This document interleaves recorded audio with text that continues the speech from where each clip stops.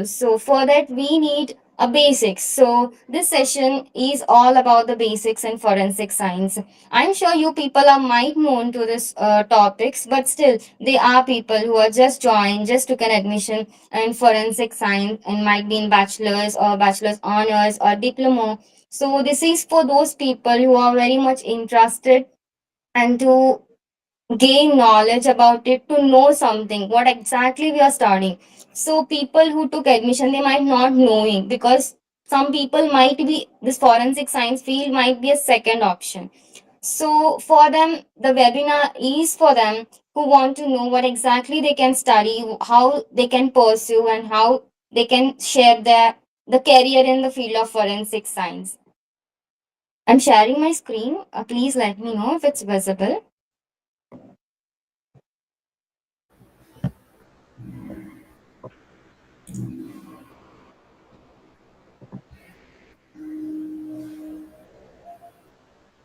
Is my screen visible?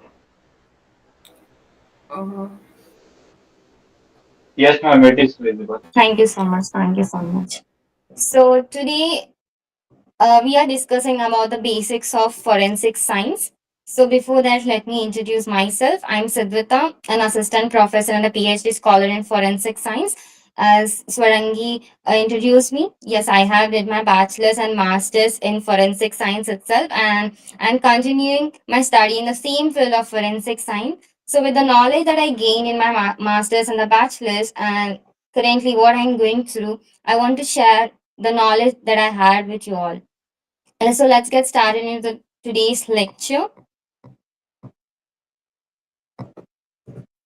So these are the topics that we are going to study today. First, the introduction of forensic science and the basic principles and the functions of forensic science. What is the scope we have in forensic science and the need of forensic science? Why we have to study? What's the importance it have in the society? Not only in the society, in our life, being an individual more than a society. First, we have to look after ourselves.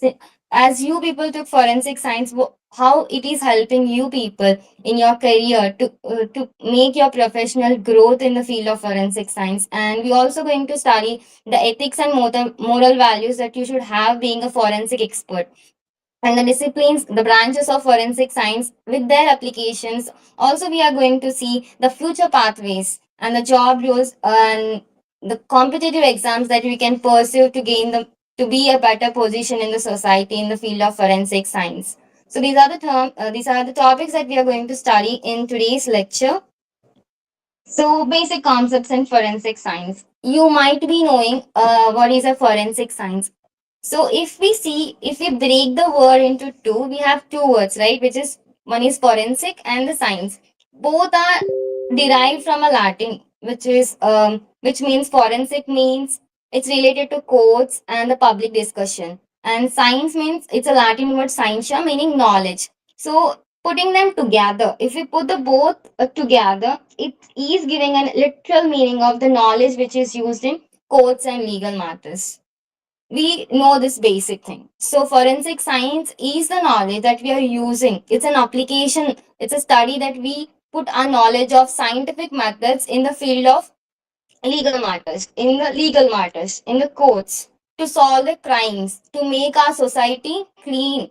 So forensic science, usually whenever we deal with forensic science or criminology, I'm talking about. So whenever we are studying, it's not only about reading what is a crime and what is a criminal behavior or how to solve it. The main motto behind this is to reduce the crime rate, to make our society free from the crimes. So if we look back to in general, if we look back to our general life, whenever 31st night happened, or right now Ganesh Chaturthi is happening, or some festivals are happening, whenever not only helping the society to solve the crime scenes, it also helps in reduce the crime rate. So this, most of the people when they deal with forensic science, they only think about crimes and investigation. But if we see it morally, ethically, the behind reason of forensic science is to reduce the crime rate. If we talk about the definition of forensic science is an application or the study of scientific methods which can use in the field of uh, to investigate the crimes and legal issues. So why we have to use the methods? We usually, whenever someone asks what is a forensic science, we'll share the knowledge, like this is what is this. But why we have to use this knowledge? Why it is help? What is it helping us? Why we have to apply? We can usually also solve the crime scenes, right? We can usually go find the people, but why we have to use specially our scientific methods to solve a crime? It's a legal is a different subject. If we see, lawyers are studying law, and medical people are studying medicine, which is science. Why forensic science in between of it? If we say in that in that way, it's making a bridge between the law and the science.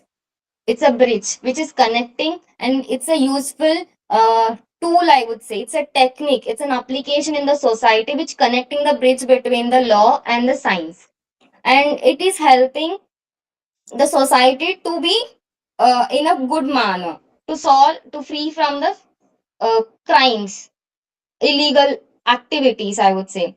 Not only society, if we talk in another manner, individually, they are people who are good initially. After that, the situation, the environment change them into a the situation where they have to commit a crime.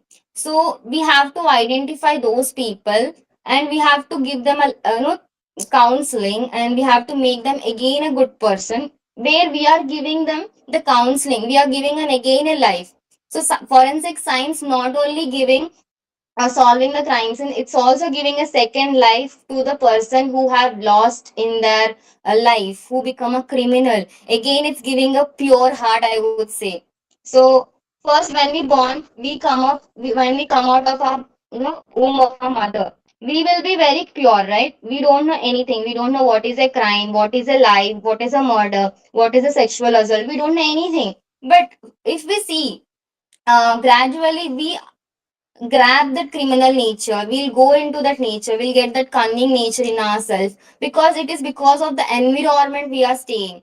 Not all the people are criminals, but because of environment, people who are exposing to it, they become a criminal. So when they become a criminals, when we came to know these are the criminals, so again we will prove them this is wrong that they did, and we will also punish them in certain cases, and we'll try to make them understand what they have did and what not to be done.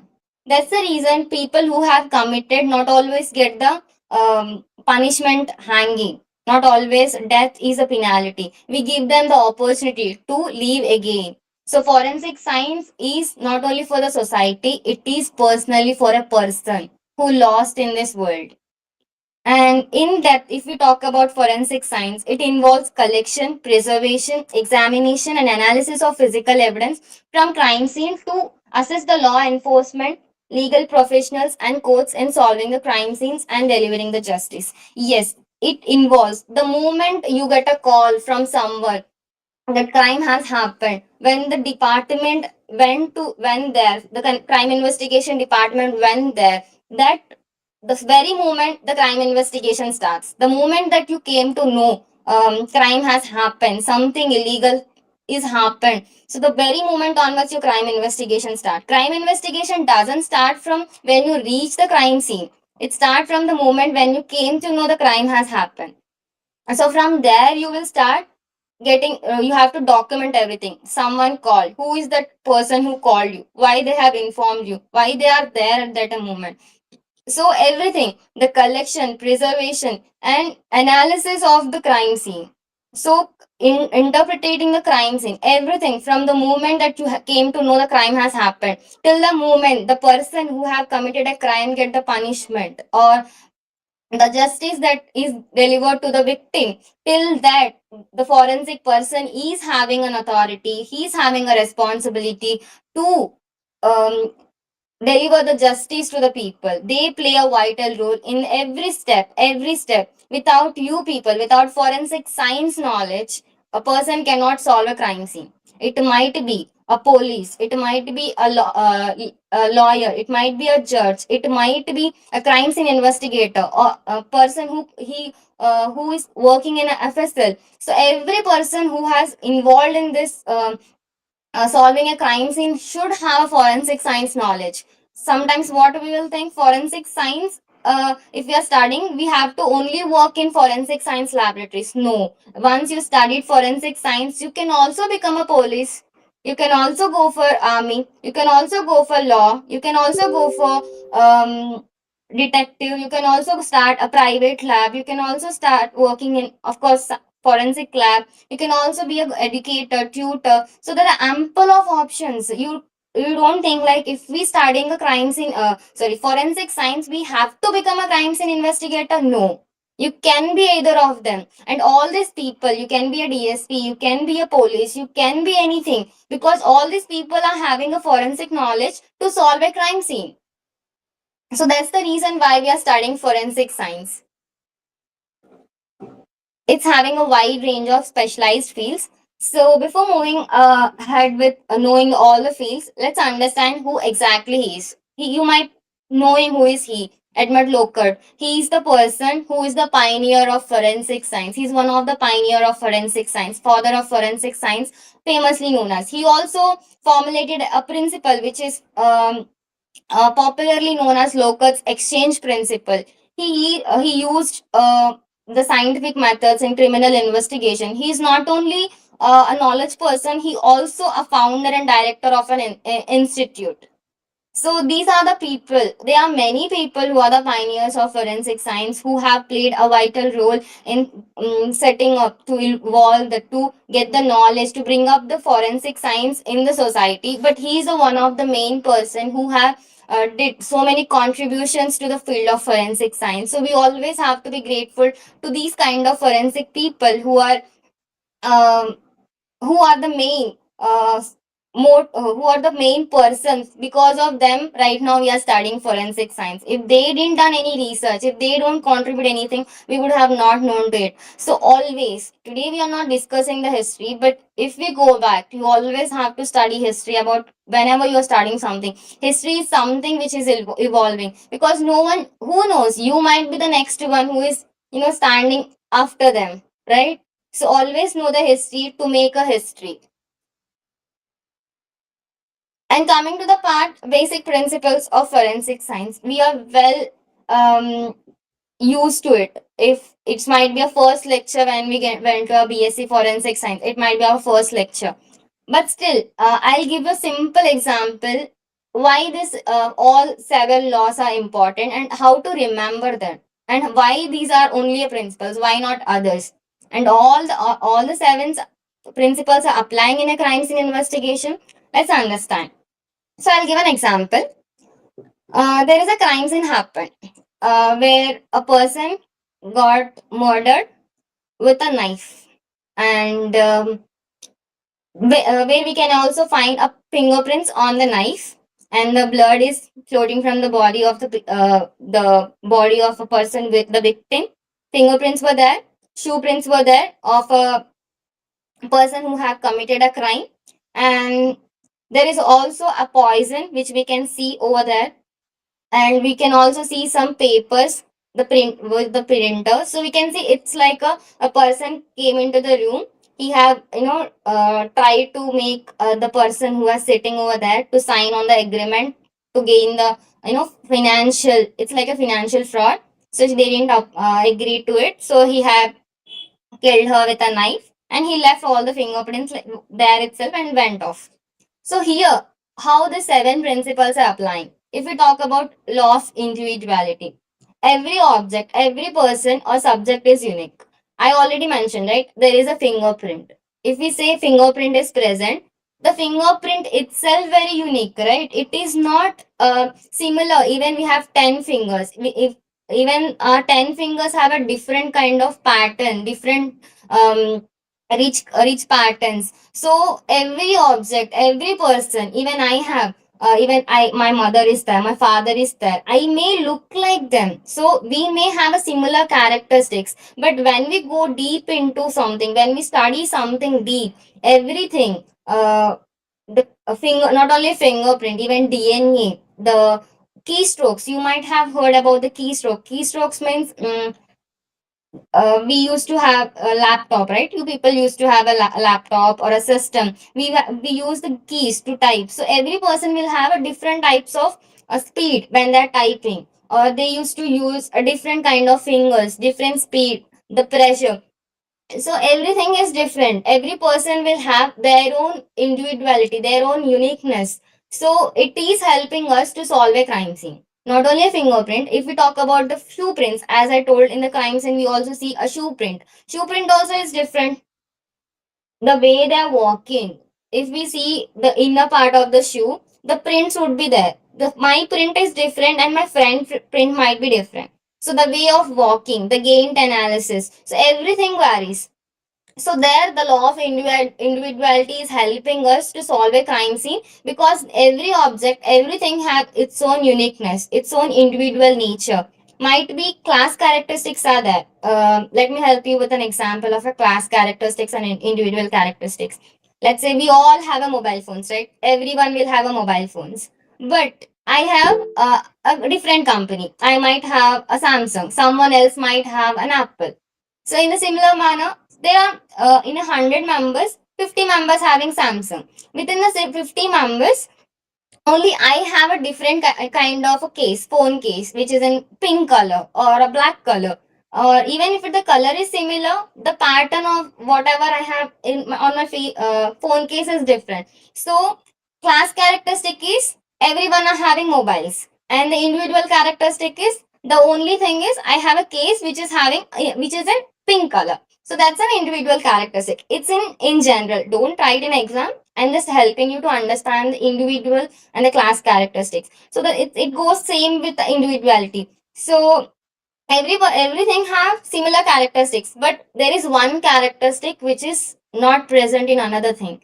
So that's all about law of individuality. And coming back to law of exchange, which is famously known as Lockett's exchange principle. So I hope you remember the example that I have gave, the crime scene. So person hold a knife, right? He obviously hold a knife to stab the person. So when the hold, there might be fingerprints, the other fingerprints are left by him on the knife, and he also came inside the shoe print. He left the shoe prints. So same goes, they might be they might fought with each other. She also might be try to save herself, not only she, whatever the person, the victim. So whatever we touch, so what has happened, the knife is an object, a hand is another thing. When they both come in contact, there always an exchange of material taken place. It's not only about the crime scene. Usually also, let's say you call someone, you want to call someone, or you want to drop a text to someone. So what is happening, you try, whenever you try to contact something, there is always a history, right? Call history would be there in the similar manner. So whenever you come in contact with something, you always leave a trace, right? So which is helping us to find out who is come in contact with them. We already know that every person have individual characteristics, right? Which is our first law. So based on this, we have to connect our first law with the second law. It is helping us. So the material, what is the trace they are leaving, might be an individual characteristics, which is helping us to find out the what is who is that who might be committed. It might not only not exactly refer to the person who have committed, but it will give some clue, right? It will give some clue. Either we came to know the person, might the fingerprint might be a loop, the shoe print might be of number 6, so shoe print which is a girl's one, right? So we able to understand, okay, this is the probability might be this much. So if we see there are 50 members are there who are all mixed of boys and girls. So among that, only 15 members are girls, and in the 15 members, shoe print can be any of the girl, right? So we have easily able to identify based on the trace we find at the crime scene. So this is how these two principles are helping us in solving the crime scene. And if we talk about the third one, law of progressive change. So everything change over time. You might have known to this principle because the name itself stating everything change over time. So if we connect back to the example that I have shared earlier, the crime scene happened, right? I told the body is having bleeding, the blood is coming out of the body. So if we leave the body like that, then the blood might be get oxidized, because it will get react to the environment, right? The environmental or temporal changes might come, obviously. So other factors influence it. Might be a sunlight, might be an air, oxygen, maybe other components which are present in the environment may impact. So they will degrade, and there might be a chance of contamination. So everything changes over time. So what you have to do? So whenever you go to a crime scene, don't stand. Okay, this is what happened. Don't sit and talk. Just go there, observe, and quickly collect. If we make it a delay, if we keep on delaying the thing, there is a chance of degrading, right? Degrading of the material. The evidences would be high. There might be a chance of contamination. We sometimes the evidences would be present, but because of the lack of the time, or sorry, because of the time lapse, because of the long time, the period of the time, the chances of the contamination of the evidence is high. So we always have to be very quick, because everything will not stay in the similar state. If we keep an ice cube for a long period at the same place, will it stay in the similar same state? No, right? From solid to it will become a liquid phase. And if we keep a heat under it, it will become evaporate, right? So everything change its state. Not only state, it may change the texture. So you have to be very quick, because everything will not stay same when we went to a crime scene. Let's talk about the fourth one, law of comparison. I told we have find a fingerprint, right? In the crime scene, fingerprint is present. So you get a fingerprint. Will you try us, which is a known sample? At the crime scene, we get a fingerprint, which is a known sample. You have a doubt, because being a forensic expert, you will have a doubt. You are suspecting a four members. So you will collect the samples from them, and you will try to match with them. These are the known samples. You will collect a sample of finger of everyone, right? Fingerprint. You will try to collect the fingerprints of all the suspects that you have, but you will not collect the palm print for it. You will not go for the footprints. You will not go for lip prints. You always try to you know compare with a like. Always like with a like. Not like that you have a fingerprint, but you will go and check with a shoe print. No, right? Obviously. So you always have to compare everything with a known standard samples. Everything. No, I'm not talking about the sample that you know. Not, like not only fingerprint or with fingerprint, but you have a question sample. You also know the samples that you have collected from suspects. You have to always link with the same, like with a like. This is all about the law of comparison. So you already went to a crime scene. You came to know the individuality of a the evidence, and there is an uh, exchange of material. The trace has happened, then everything might be changed. So you have collected quickly. Then once you collected, you have to start analyzing with a like. So this goes with the flow from first to fourth. So now let's talk about the fifth one, which is law of analysis. So law of evidence is, so you have already compared. So if we talk about the analysis, you have to analyze with the good standard methods, right? You always have to use, you might be knowing some standard methods. Let's say there is a crime scene happened. Of course, we already have an example. Blood is floating. So first you will go and you will collect the blood you have collected, and you wanted to check the blood whether it's a blood of victim or of suspects or the person who have committed a crime. So you always use a standard methods, right? Let's say I want to find out the ABO blood group of the sample. So you will go for the standard method which is accepted everywhere with the proper protocols, and you have to follow all the ethics. You have to analyze with the standard methods that can be acceptable, right? So if I go and say the fingerprint found at the crime scene. I told fingerprint is present, right? So I went and say the fingerprint present at the crime scene is having a loop, and the suspect, one of the suspect is also having a loop. So I'll say you are the only the victim. Sorry, you are only the person who have committed a crime. You are the accused. Then he will say there are so many persons who have a loop. So then you have to go for a ridge analysis, ridge characteristics.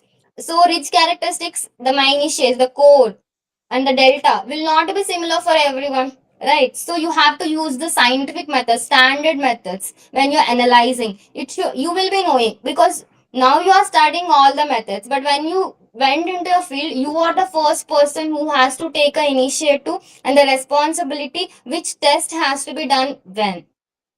So you have to must study all the scientific methods and should know what are the protocols that you have to follow, what is the ethics when you're following it, what are the legal um, rules that you have to follow when you're dealing with an analysis, the evidence, when you're doing an evidence analysis. That's all about the law of analysis. And if we talk about the law of probability, so the name itself, the law itself stating probability. So if we talk about the conclusion, you have did the analysis also.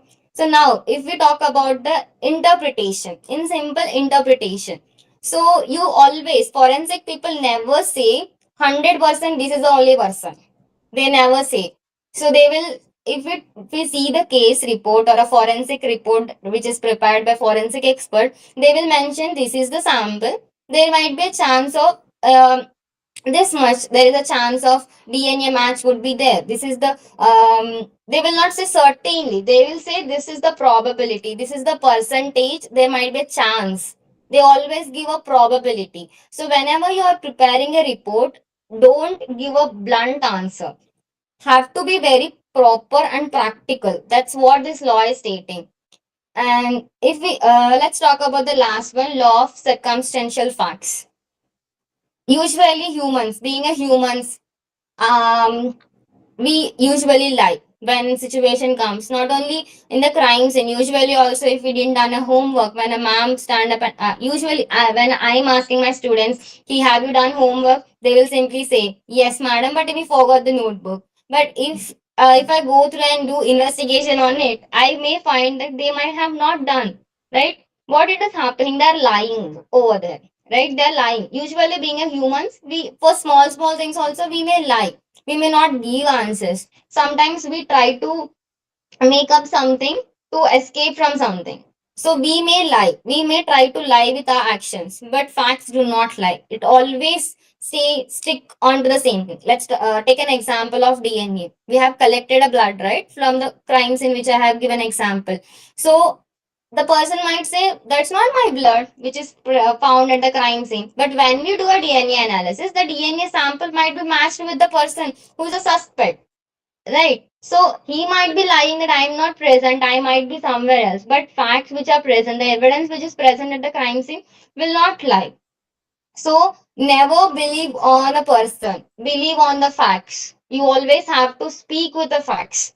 You always have to rely on the facts which is proving. Always. Yes, there are chances people might be innocent, but some situations may to be there at a crime scene. But still, always you have to talk with the facts and you have to finalize everything by analyzing the facts. This is all about the crime scene. And if you look back and see all the crimes, all the seven principles not only applying in the crimes in which I have narrated, it is also applicable in real life also. All the seven principles. Go for any case study, you will find all the seven principles. That was the main reason why the seven principles are highlighted when we are studying about the laws of forensic science.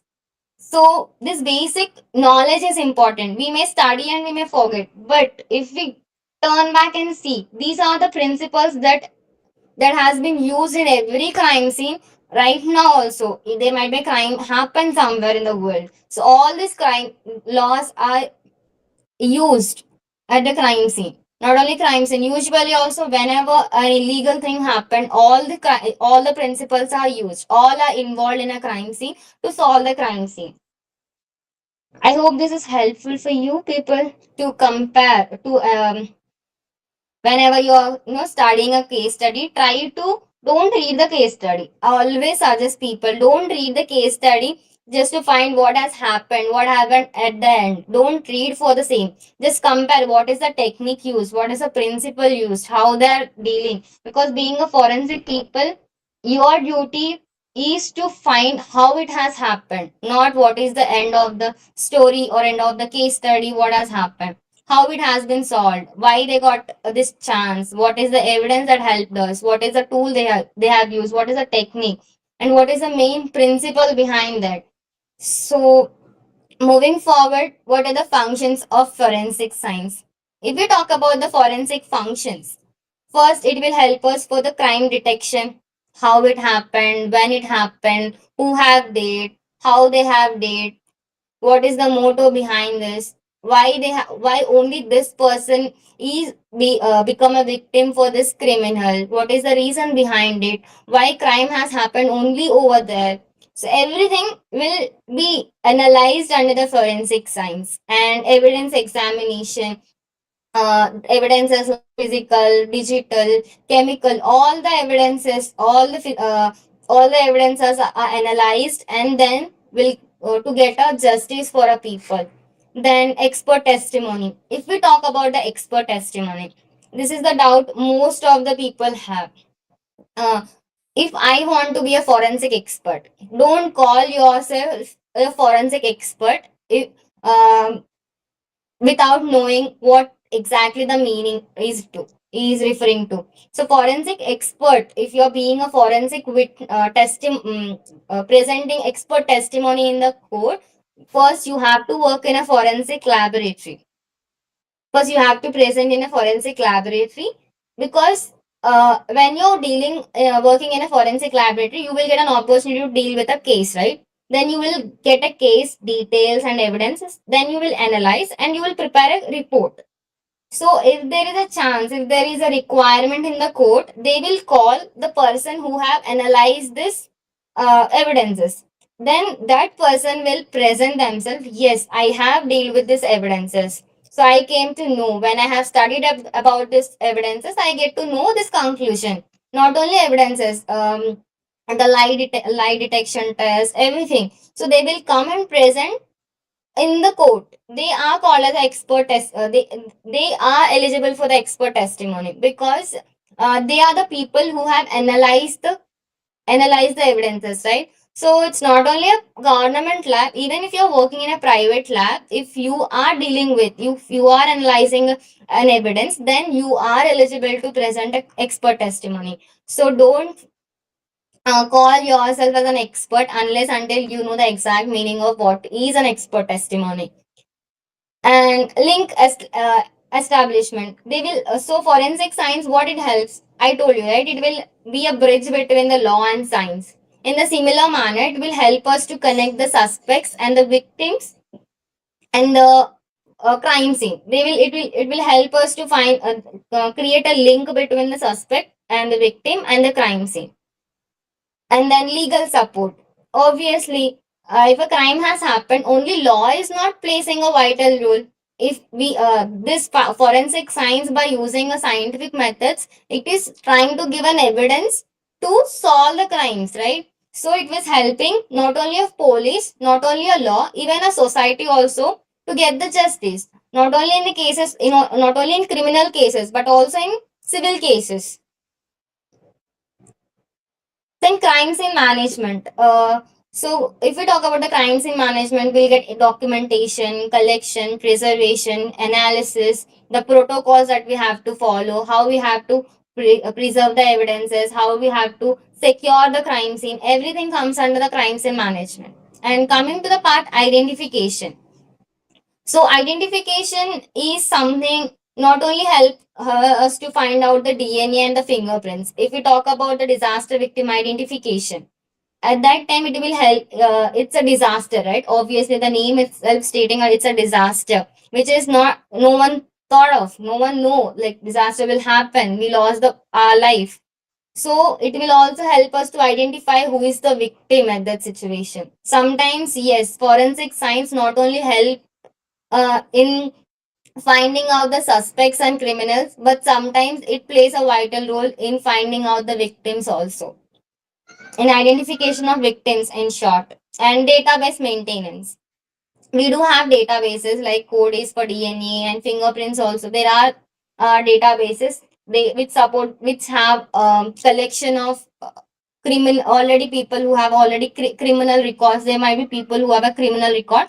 So their samples, their samples, their fingerprints or DNA, everything will be stored over there. So we'll maintain that as well, which will help us to find out if a crime has happened.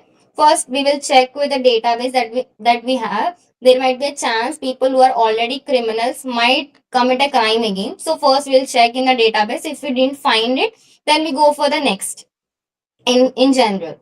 So then research and training. So research is something to find out the new methods. If you talk about the research is not something keeps not. Some people will think like research is very tough. It is only for the scientists. No. If we talk in general, the name states always go for the word research. Why it is calling us a research?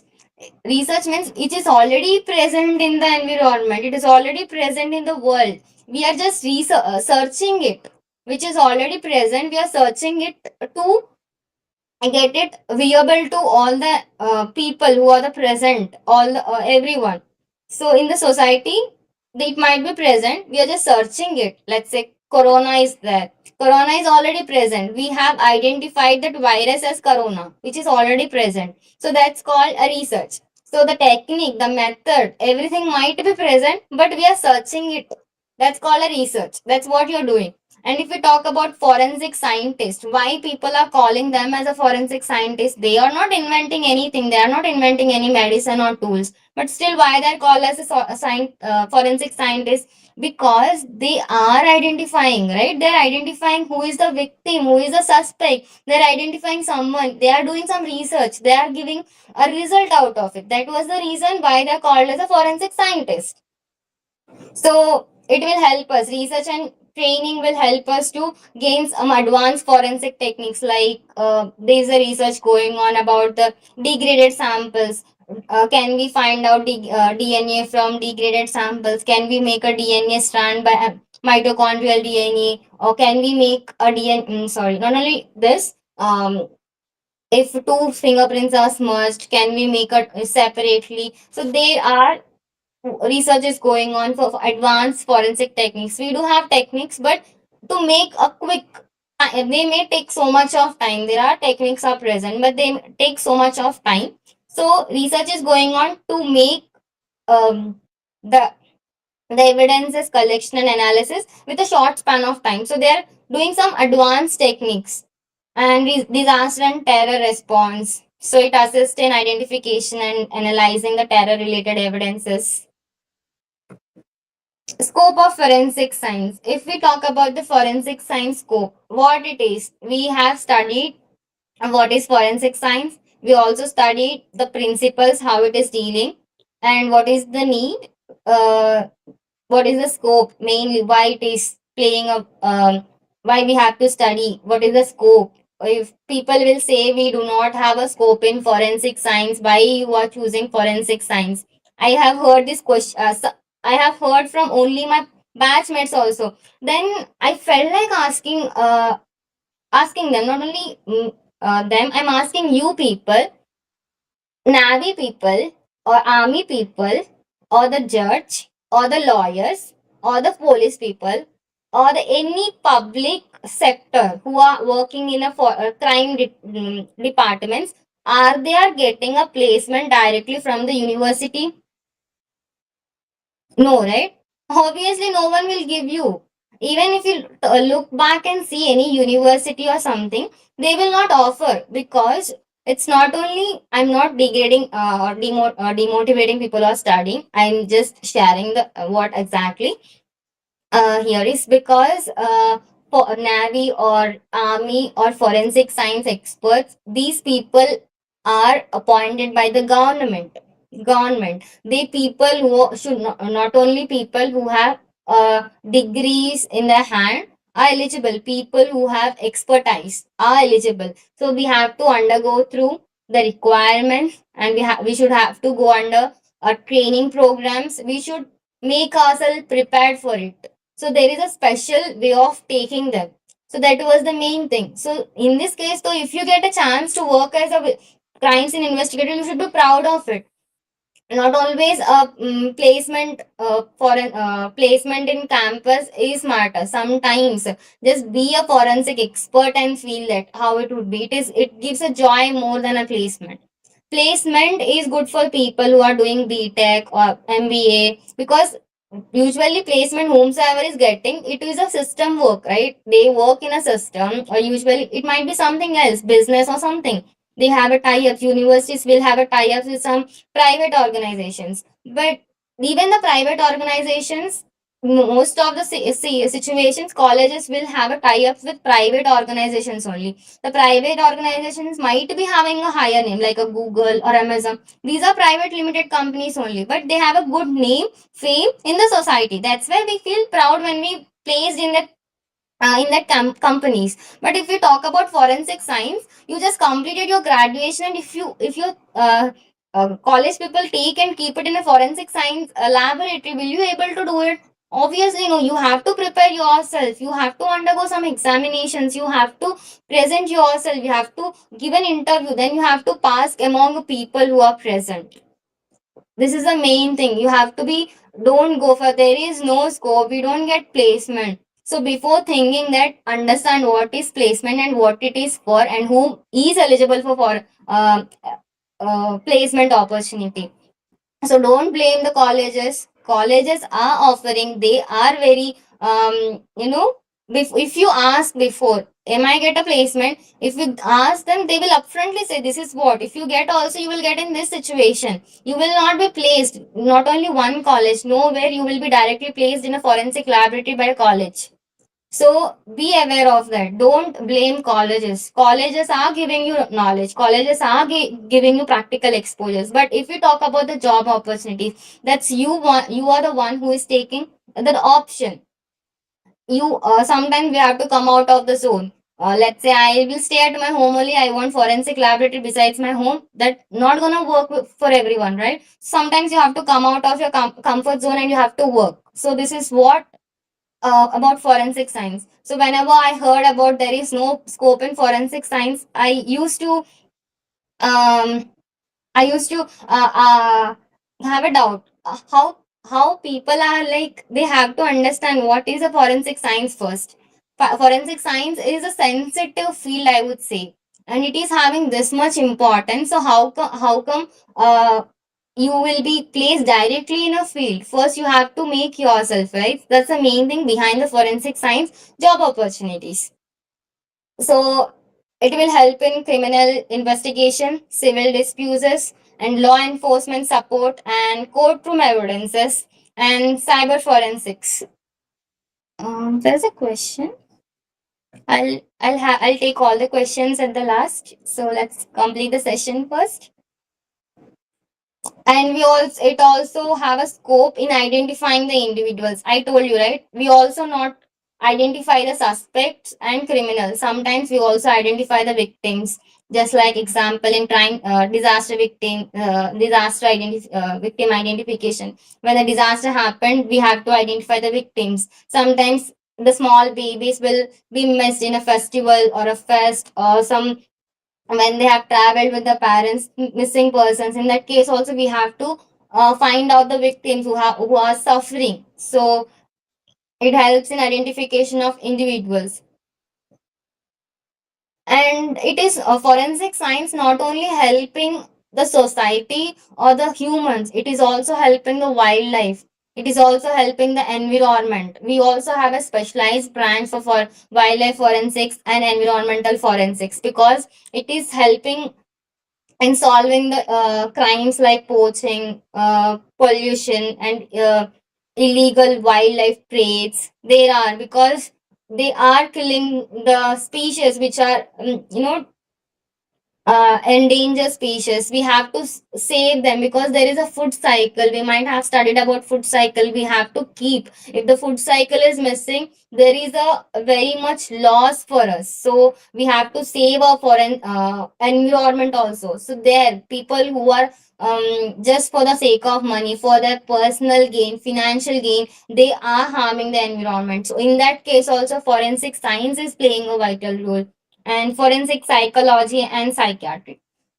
Here I want to give a differentiation between the psychology and psychiatry, because people who are not from not only from forensic science, usually people who are studying psychology and psychiatry, what is exactly difference is psychology is something usually we treat the people with therapies and theories with the counseling, and a psychiatry is something we deal with the criminal, sorry, we deal with medications.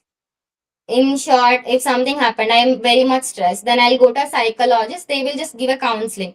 And I'm very much depressed, I'm not able to come out of it, I lost my pet, so I am very much depressed, I'm not able to come back to the normal life, I'm very much depressed, I just lost everything, I'm not able to sleep, everything changed in my life. So that time I have to go to a psychiatrist, then they will suggest some medications to overcome the emotions to be normal.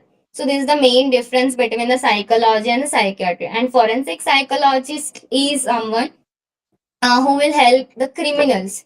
Let's say criminal is there. Why they become a criminal? They will study their criminal behavior. They will give understand their mental stability and the health, and they will try to make them normal like normal human beings. Two, they will just simply when a person is having a criminal behavior, they try to remove the criminal behavior and make the person normal. This is the main duty of forensic psychology and psychiatry. Not only main, I would say one of the main. So research and development, we know the scope is we do have enhanced forensic methods, tools, and scientific accuracy. These are the developments which we can do. If you are interested in research, you can try to develop a new method which is helping the society. You will also call it a good scientist. They are not only teaching, not only crime department, not only going for working in a cyber forensic, you not only in hospitals, you can also work in a research domains, you can start your own lab, and you can also start developing some new methods, new techniques, which is helping for the field of forensic science. Need for forensic science, what is the need? We understand the scope, right? What is the need actually? So first, crime solving. We have already discussed about it. It helps in solving the crime scene. It, as I have initially only told, it is not only helping solving the crime scene. It is giving justice to someone. So when you say it's a need in solving the crime scene. If we go back and see the victim face and the family of a victims, you get to know their we are not only solving the crime, we are delivering a justice to someone who have undergone to an illegal act, has suffered because of an illegal act. So we are delivering the justice. For delivering the justice, we need the knowledge of forensic science. I'm not saying forensic scientist is required here, but the knowledge of forensic science is required. So know the difference between the role and the knowledge. If we do not have a forensic science knowledge, how can you deal with a crime? So if you go and talk with any of the specialists who are working in a police department or crime departments or the law, everywhere forensic science is having a one or other way. Even homeopathy students will read about forensic science. Medical people will read because they also have some laws that they have to go through. So there is a need of forensic science and scientific evidence to gain we went there if we don't have a scientific knowledge in a crime scene. We have all the evidences, but if we just say, I have given initially one crime example of a crime scene, right? So go to a crime scene and don't use any scientific methods and try to solve the crime. Will it be happen? Will it work? Obviously, no. Without using any scientific method, we cannot solve any crime scene. I'm not saying nil, I'm not saying completely, but yes, there are many cases without using a crime scene, scientific methods, we cannot we cannot solve the crime scene. So it is helping us to gain the scientific evidences, to gain the reliable proof to put in front of the court of law and legal justice. So it will deliver the justice and help to identify the unknown individuals through DNA, fingerprints, and the facial reconstructions with the human remains. Anthropology is also there. We'll identify the persons. We'll try to match the persons and identify and help the families to find out who it is in case of a disaster victim identification. And crime prevention. So to prevent the crime, so let's say a crime has happened. So once the crime has happened, government, so not government, the court has given a punishment. Once they saw the punishment, other people will have a fear of not try to, they will try not to commit that crime, right? So there is a chance by looking at the punishment, people try not to do the same crime.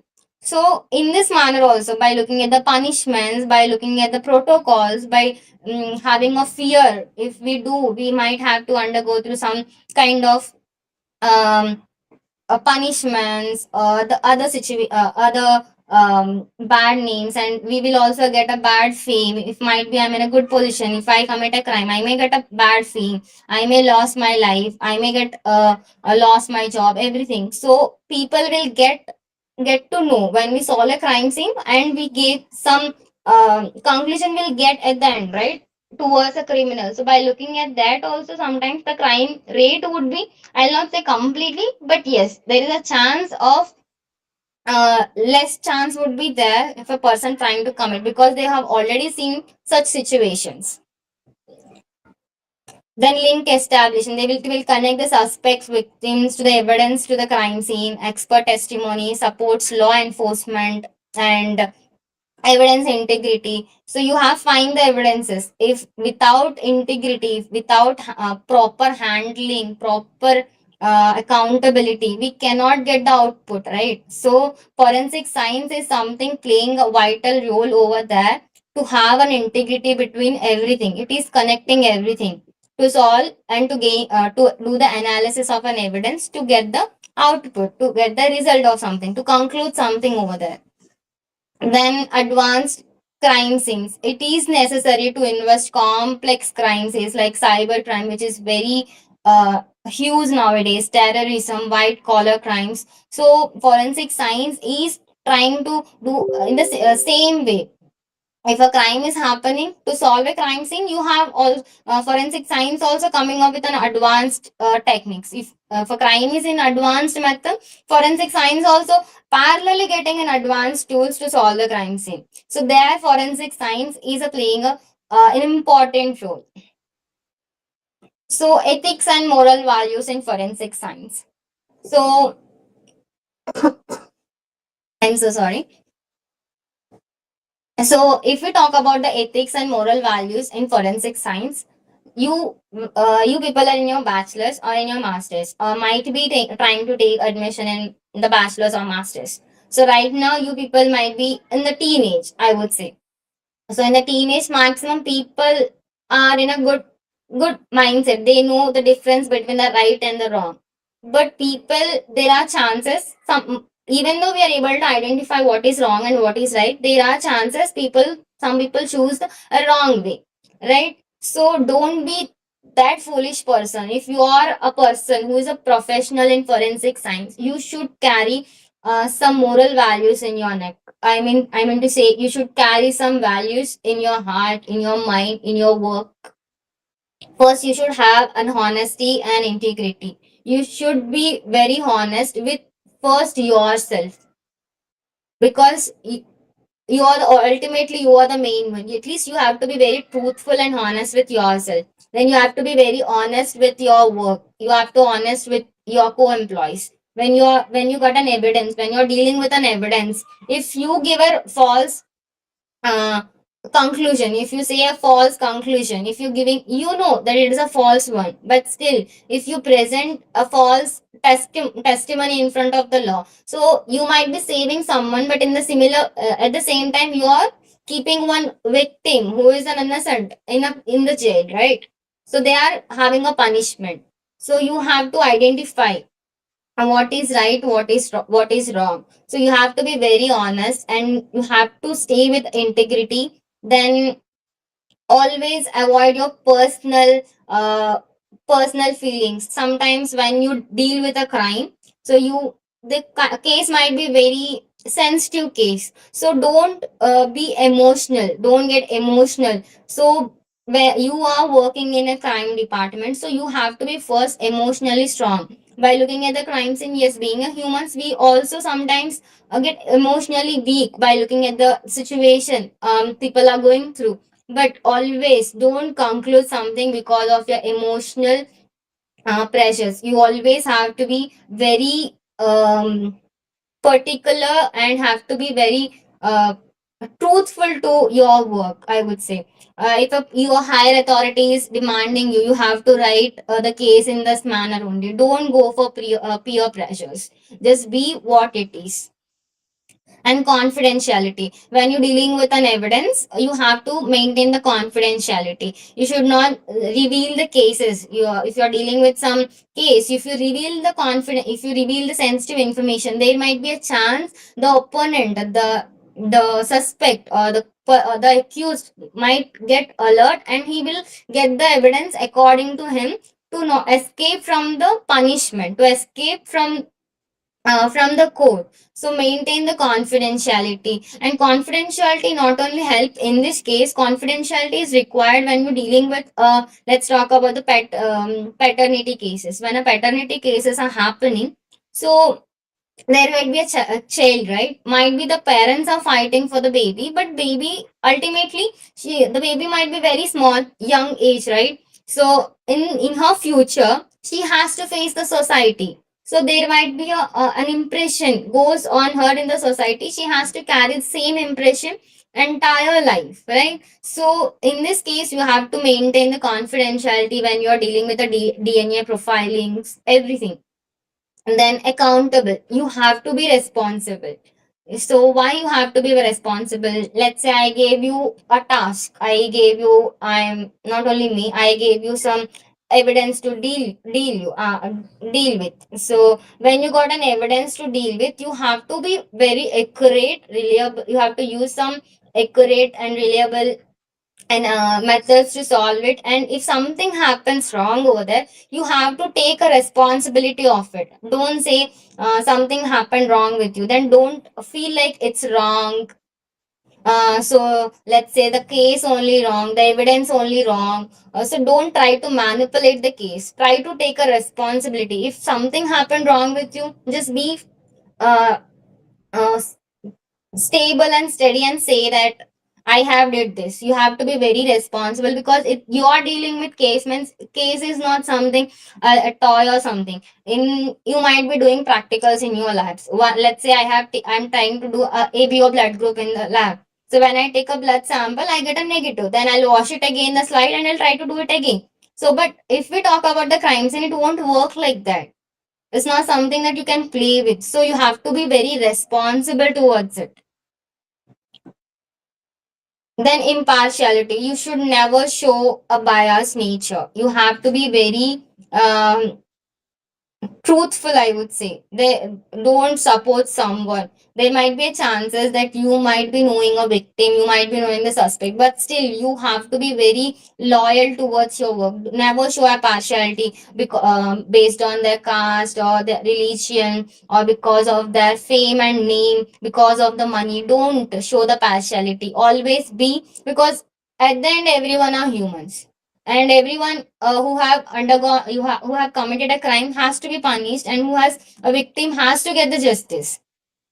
And then professional competence, you have to be very competitive in this world. Or if let's say I have studied blood test ABO blood group in my bachelor's, if I say I know ABO blood group, I don't study anything, I know about blood, it won't work. After that I have to study the preliminary and confirmatory test, then I have to go for DNA analysis. I have to be very competitive with the skills, the techniques, the advanced techniques. I have to know, I have to learn. Not only me, everyone has to learn to have a professional competence in the, not only in when you're dealing with the evidences in professional career also, if you're having a minimal knowledge, only if you're having a trade, if you know traditional techniques, you will not be considered. At the same time, along with the traditional techniques, you also should have advanced techniques, then only you will be considered and you can able to make your work better. And respect human rights, then avoid misuse of expertise.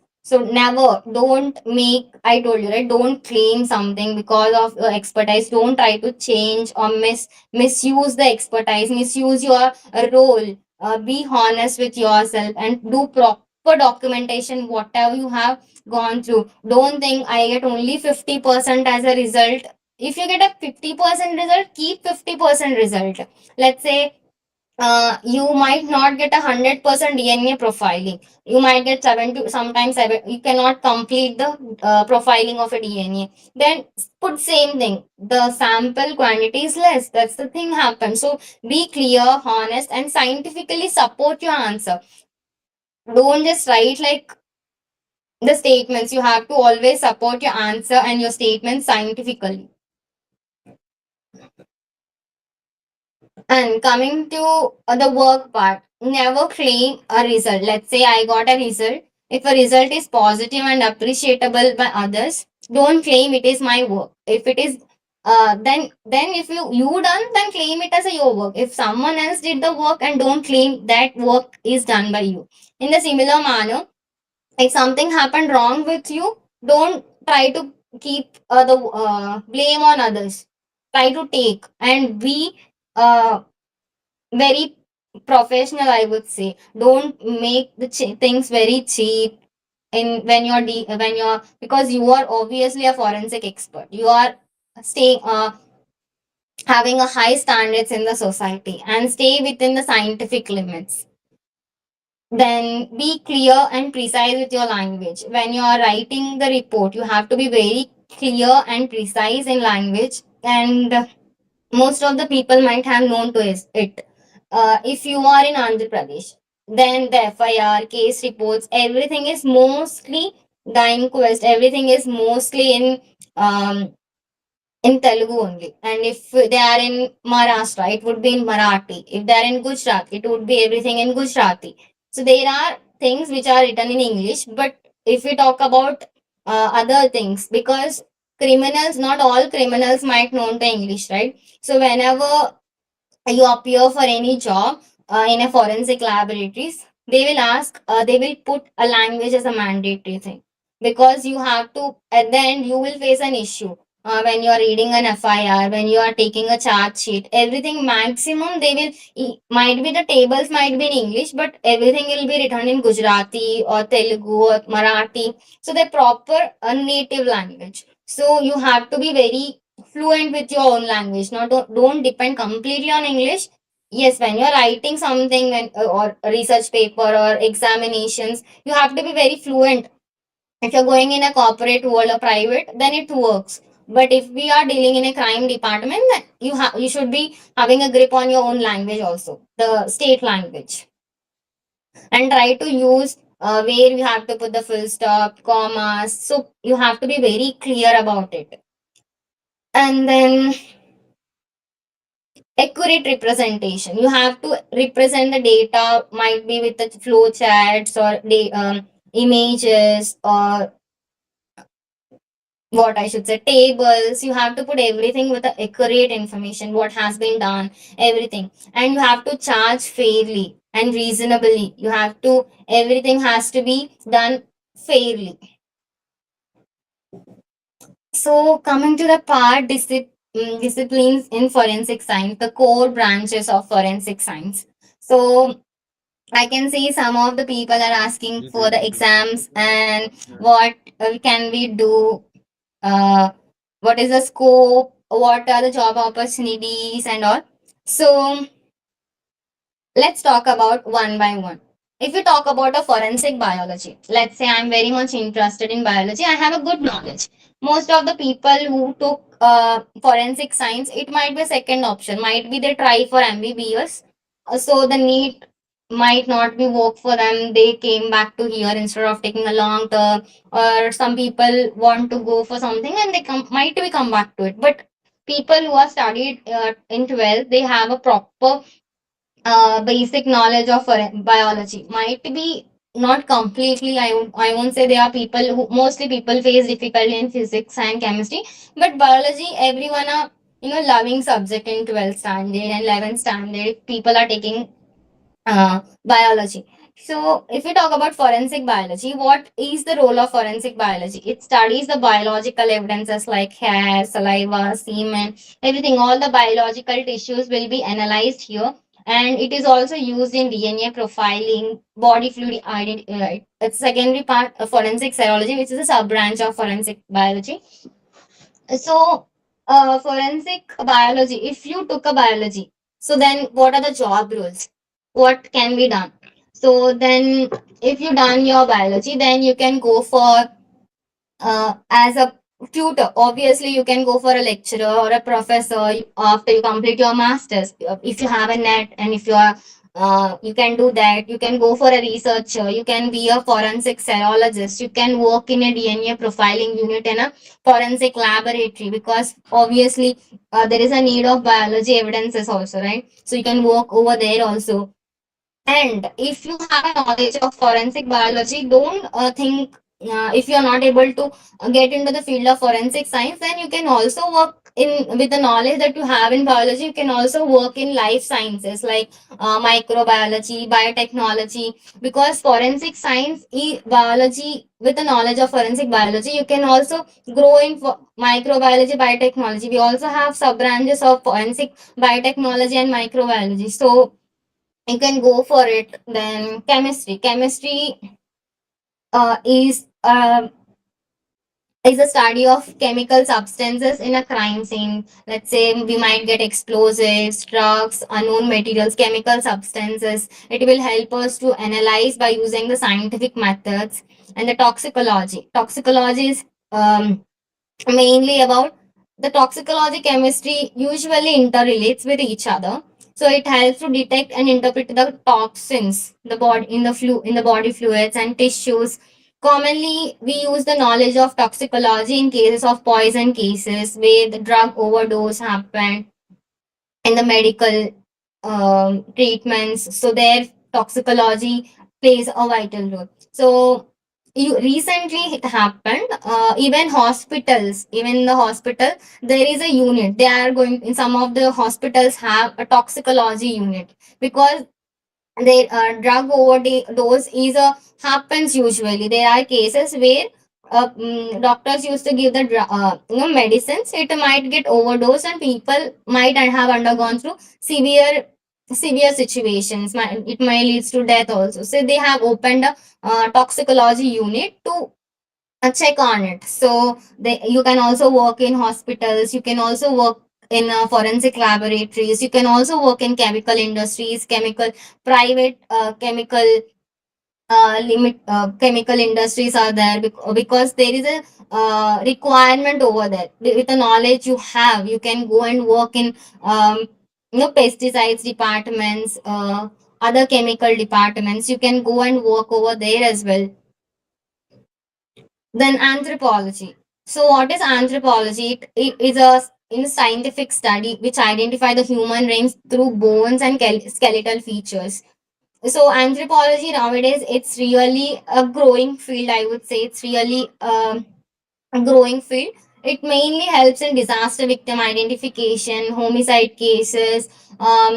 Anthropology will help us to solve the cases which are of years, because we can able to solve where anthropology. If we talk about only anthropology, we study especially the evolution of humans and their culture, might be language, society, their growth, food, everything comes under anthropology. So forensic science relate the knowledge of anthropology to solve the crime scenes. And then forensic odontology. If we talk about forensic odontology, so here we applies the dental science, because we do have a bite marks. So if we talk about the bite marks, so in that case, or sometimes we get a bite marks also have unique nature. They are also unique. Every person will have a different bite structure, teeth structure. So it will help to solve the cases in forensic science. And even people who recently I have noticed this, people who have studied BDS people have studied BDS, and after that in masters they are doing a forensic odontology. So parallelly they can work as a doctor, dentist, I would say. They can work as a dentist. In the similar way, they can also go for legal matters also. They can, try. They can work in a legal matters also. So they can work as a doctor also. They can work in in the department of forensic science also. And entomology.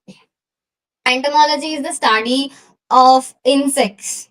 So based on let's say there is a body we find after 6 7 days. So based on the insect activity present at the dead body, we can estimate the time since death. So it is helpful by studying the analyzing the insect or the in of course insect cycle life cycle. We can analyze, might be this many days back the death might happen, at this time the death might happen. So we can analyze the times instead by studying the entomology. Then psychology, so we can apply the psychological principle in legal matters to assess the criminal profiling. So here psychology, I would say, not only help in giving a counselor to the criminal. So by looking at the a person behavior, there is a criminal profiling. It's a deep study in criminology. So criminal behavior or behavioral science, they also have a knowledge of behavioral science by looking at the person, the way they are sitting, the way they are handling themselves, the way they are speaking. So they analyze that, they try to understand whether it is true or not. So they analyze the appearance, how they're handling themselves. They put the principles, what they have observed, and they try to solve the criminal cases. They'll make a criminal profile based on the behavior of a person, which is completely related to behavioral science. And they will do the interrogations accordingly. It will help in that manner. So psychiatry, it deals with mental illness. People who have serious mental illness, I would say I already gave an example differentiation between psychology and psychiatry, right? So the psychiatry deals with the mental illness, people who are not stable mentally, if they are unstable and committing a crime. So we can give a proper treatment to them, and we can make them um, normal. I would say we can give a normal. There are situations where a person is not stable. There are psychopaths, serial killers. These people need a medical requirement. So in that case, not only a psychiatry knowledge, the forensic psychiatry also required, because psychiatry will normally deal with the persons who are mentally ill. But if a person is criminal, they should have a knowledge about the criminal and criminal behavior, criminal knowledge also. So that's where forensic psychiatry plays a role. And digital forensic science, most of the people are very fond of digital forensic science. But in the similar manner, yes, nowadays digital forensic science is growing. But if you people are taking forensic science right now, you people will study both. You will study forensic science also, you will study digital forensic also. But if we see other people who are from BTech or engineering, they purely study for cyber only, right? So if you go with this digital forensic science or cyber forensics, so the knowledge that they had in cyber is high comparing to us, because we have to study forensic science parallelly. So if you want to go for a digital, then do your bachelor's in this forensic science, and masters try to take pure cyber. I would say try to take a pure cyber. Then you already have a knowledge of forensic science in your bachelor's, and you can mix it and you can go for the specialization. So that's the only drawback, because there is a competition is there. So they also study cyber, they also do AI. Even MBA is having AI database. So you have to look back and check for that as well. And then forensic ballistics, it is the study of examination of firearms, ammunition, bullet tragedies.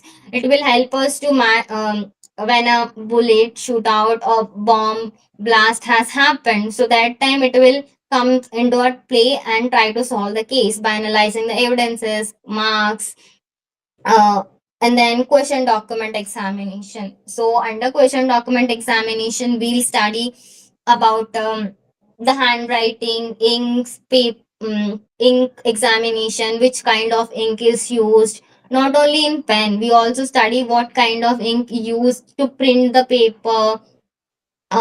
Like when we go for a printer, we want to print something, we'll go for the printout. So even every printer will have its own type of ink.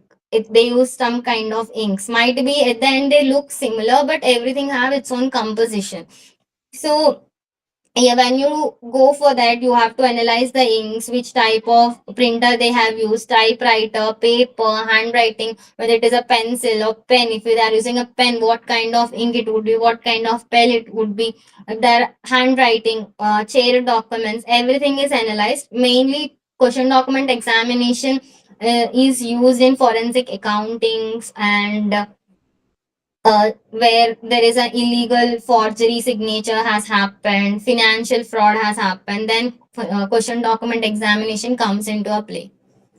So, if we talk about question document examination, if you are very much interested, you can do your specialization in question document, and you can also go for any private companies as a assistant. Like you can go and you can go for a consultant. They will come to you every time to check whether the document they have received. I have did my let's say I have did my expertise in question document, then I can go and contact any of the private companies like a BPO or MNC, and I can work as a consultant for them. So whatever the, because obviously private companies, what they will do, they might always, there is a chance exchange of information happens between other companies, or within the employees, within the company, there might be always documentation would be happens, right? So if you be a consultant for it, obviously you will get paid because you are checking whether it is a fraud or not,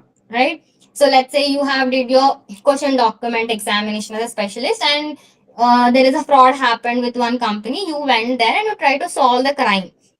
So then you can go and ask them, right? Like so now you already face one situation, there might be a chance you have, the situation might comes again. So I am already into it, you can appoint me as a consultant, so I can deal with your documentation work, I can do examination to avoid this forgery and signature and fraud checks, everything. So you can be a consultant in public, sorry, private companies also.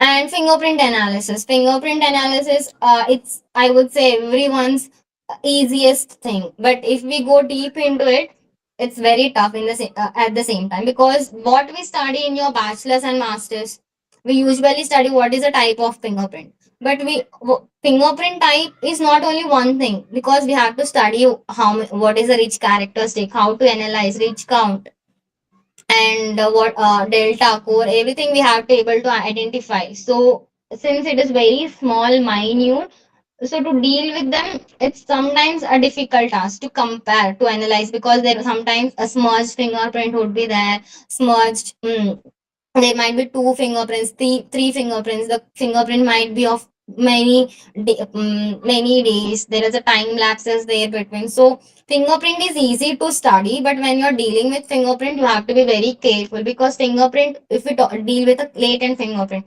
then there is a chance you yourself contaminate the crime, this fingerprint evidence. So fingerprint usually it studies the rich characteristics of a fingerprint to identify a person, which is unique and universal and individual to everyone. And pathology. If you want to work in a forensic pathology, you cannot be a pathologist with your PSC and MSc. You have to pursue your MBBS. After pursuing your MBBS, you have to do a specialization with pathology. Then you can be a forensic pathologist. But usually, having a knowledge of pathologist helps, because it helps in investigation of death. postmortem reports, to analyze the postmortem and reports and how the death causes by doing the autopsy, through autopsy, whether it is a natural, accidental, or homicidal. Will study by with knowing with having a knowledge of pathology. And forensic serology. If we talk about forensic serology deals with the identification of blood, semen, saliva, and other body fluids. So this is a question I had personally when I'm studying my bachelor's and master's. Already we have forensic biology, right? There also we have a study about the body, blood, everything, hair, everything. But why separately we are studying forensic serology? Because forensic serology specially deal with only body fluids. So it having a specialized technique. If you are a forensic biologist, you have a multiple. You deal with the tissue knowledge, everything. But if we have a specialized in serology, you will be very quick enough. It is a specialized field. That was the reason why it has been separated from it. Then wildlife forensics. If we talk about the wildlife forensics, as I have before shared, wildlife forensics help in first and foremost, it helps to save the degraded, endangered species, and people who are committing a crime against the animals, which they can't even speak. If a crime has happened on them, they can't even happen, but they are people who are very cruel enough for the sake of their financial gains or other things. Maximum the illegal hunting, trafficking, poaching, everything happened because of this money only, the financial gain, profit. But they might not knowing this, if the species are endangered, then there is a loss of food chain, then everything in the environment will be imbalanced. So that's the reason, to save the environment, to save animals, we also have a specialized department for wildlife forensics.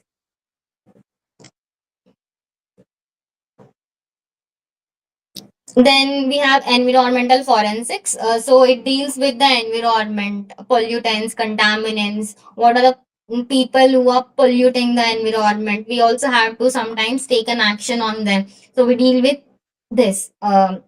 We study about environmental forensics. What are the law that will be applied to them? What are the techniques that we have to use? Everything will be studied under environmental forensics. And forensic engineering. So forensic engineering, I would say it's an emerging field right now, because it helps in examining the structure and mechanical failures. Let's say uh, you might be dealing with the contractors, right? You might be knowing the contractors. So if a contractor is taking a contract, and if he use a low quality material, which after few years, the building which he constructed might be collapsed, which leads to many people death. So that's the reason, whenever a contractor is there, they will go for the foundation is strong or not, whether it will stay for long or not, whether it is able to have a capacity or not, the quality of the material, everything will be analyzed by the engineers, right? So here forensic engineering deals with these people. When an accident happened in a construction, when they constructed something, and after few years when it get collapsed, it leads to a death of many people, many victims would be there, who are very innocent people, I would say. So to solve those cases, you can go for forensic engineering. And what you can be, let's say if a contractor is there, you can personally contact them. If you know them, you can be a consultant for them. They can come to you whenever they are doing some construction activities. Then you can check for it, you can give your review on it, then they can go for it. So you can be a there are so many real estate businesses, you can be a consultant, because you already uh, qualified for it, you already having enough qualified. If you have an experience attached to it, then you can go for it. So forensic engineering is also a good option for you. And forensic nursing, so it is mainly, I would say, it is very helpful in case of sexual assault cases. When sexual assault cases came, the first forensic nurses plays a vital role in dealing with the victim and the suspect, in analyzing the body, everything. And it provides a care while collecting the legal, medical legal evidences. So forensic nursing is also a good, I would say it is also a good paying job. And forensic linguistics. If you people are doing BSc in nursing, then you can study your MSc nursing, or you can go forensic nursing, I would say, or you can go for 1 year diploma in forensic nursing, and you can work in hospitals. Also, you can work in the legal departments as well. Then linguistics, it studies a language in legal and criminal context. So here, criminalistics is there. I just want to ask, criminology is a branch of forensic science or not? Criminology is a branch of forensic science or not? And what is the difference between criminology and criminalistics? Just question yourself. You might have known. We usually say criminology is a branch of forensic science, but guys, it's not. Criminology is a separate subject and forensic science is a separate subject, but they both deal with the same things. They work together, but they both are not interrelated. They are not, criminology is not a branch of forensic science. Criminology deals with the crime and criminal behavior. It's a study of crime and criminal behavior. But criminalistics is the branch of forensic science. Criminalistics is the scientific study of physical evidence. So it deals with the scientific methods to solve. It will apply the scientific methods to solve the crime. To it will help to develop the crime prevention and control strategies. That's a criminalistics about. So never say criminology is a branch of forensic science. Criminology is not a branch of forensic science, but they both work together. If we go into it, criminalistics is a branch of forensic science. And forensic geology, so it analyze the soils, minerals, rocks as an evidence, and they'll try to match up the suspects. It mainly happen when you're analyzing the mud of a tire, when you have found any tire evidence, vehicle as an evidence at the crime scene. Then biotechnology. Biotechnology uses molecular biology techniques in crime investigation. It is having a number of techniques, I would say. So it will help to solve and analyze the DNA uh, to use. Let's say if you have only one drop, one or two drop, only one swab of blood you will find at the crime scene. With one swab of blood, will you able to do multiple tests? Of course, no, right? So there, biotechnology plays a vital role in solving the crime scenes, because usually what will happen when we are dealing with a crime scene, we have to make a multiple samples. With one sample, first they will replicate it into they will replicate it to multiple samples, then they will do analysis. Then if I'm a biologist, I might be not knowing to these techniques because I'm not specialized in biotechnology. So there, biotechnology plays a good role because they are well known with PCR, genetic markers, and recombinant DNA, everything, because that is the specialized branch. So, usually, what will happen? We know PCR, right? Polymerase chain reaction. But do you know there are many types of PCR? There is a real time qPCR is there. There are many types of PCR is also there. We don't study all the PCRs, but biotechnology people study all the PCR, which is better option when you're dealing with an evidence. So biotechnology also important when crime is happening. And DNA analysis. DNA analysis. If you have a DNA, I would say it's a golden evidence in a crime scene. It's a golden evidence. In because if we are able to match the DNA of an individual with other person, it's highly accurate. There is no chance to escape a person. If you get a DNA of a suspect and able to match in the which is present in the crime scene, then almost the case is closed. So DNA having a that much high importance, not only in forensic science, in the legal cases also. DNA plays a vital role. It is having, if we give a ranking of all the evidences, DNA will stand at the first place.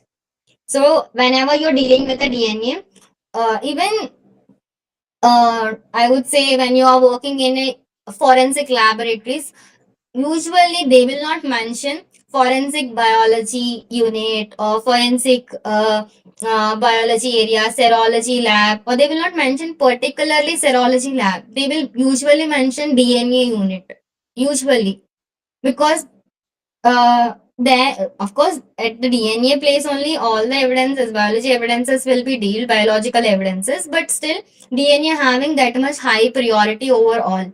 If we have a DNA, we can even solve the cases who are of 10 years of old. Old cases, cold cases also can be solved with the help of DNA.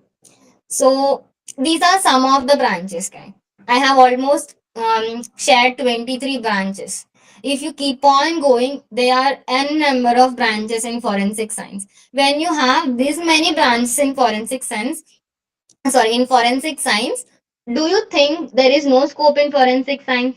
Question yourself. You have this many branches. You can go for one specialization and you can grow in it without trying. Never say there is no scope in forensic science. You have to be very bold. When someone says there is no scope, then show them all the branches. I can take any of the branch and I can, it's you who having a zeal.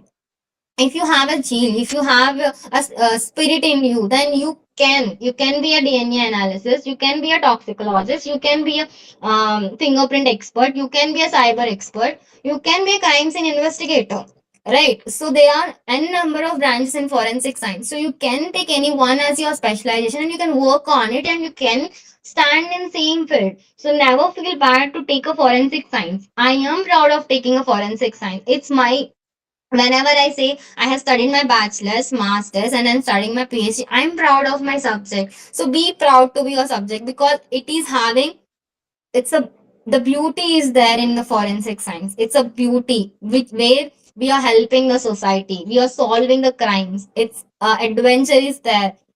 We are seeking the peace in the society. It's pure enough. So everything is there in forensic science. You can enjoy the field. An educational background. One second.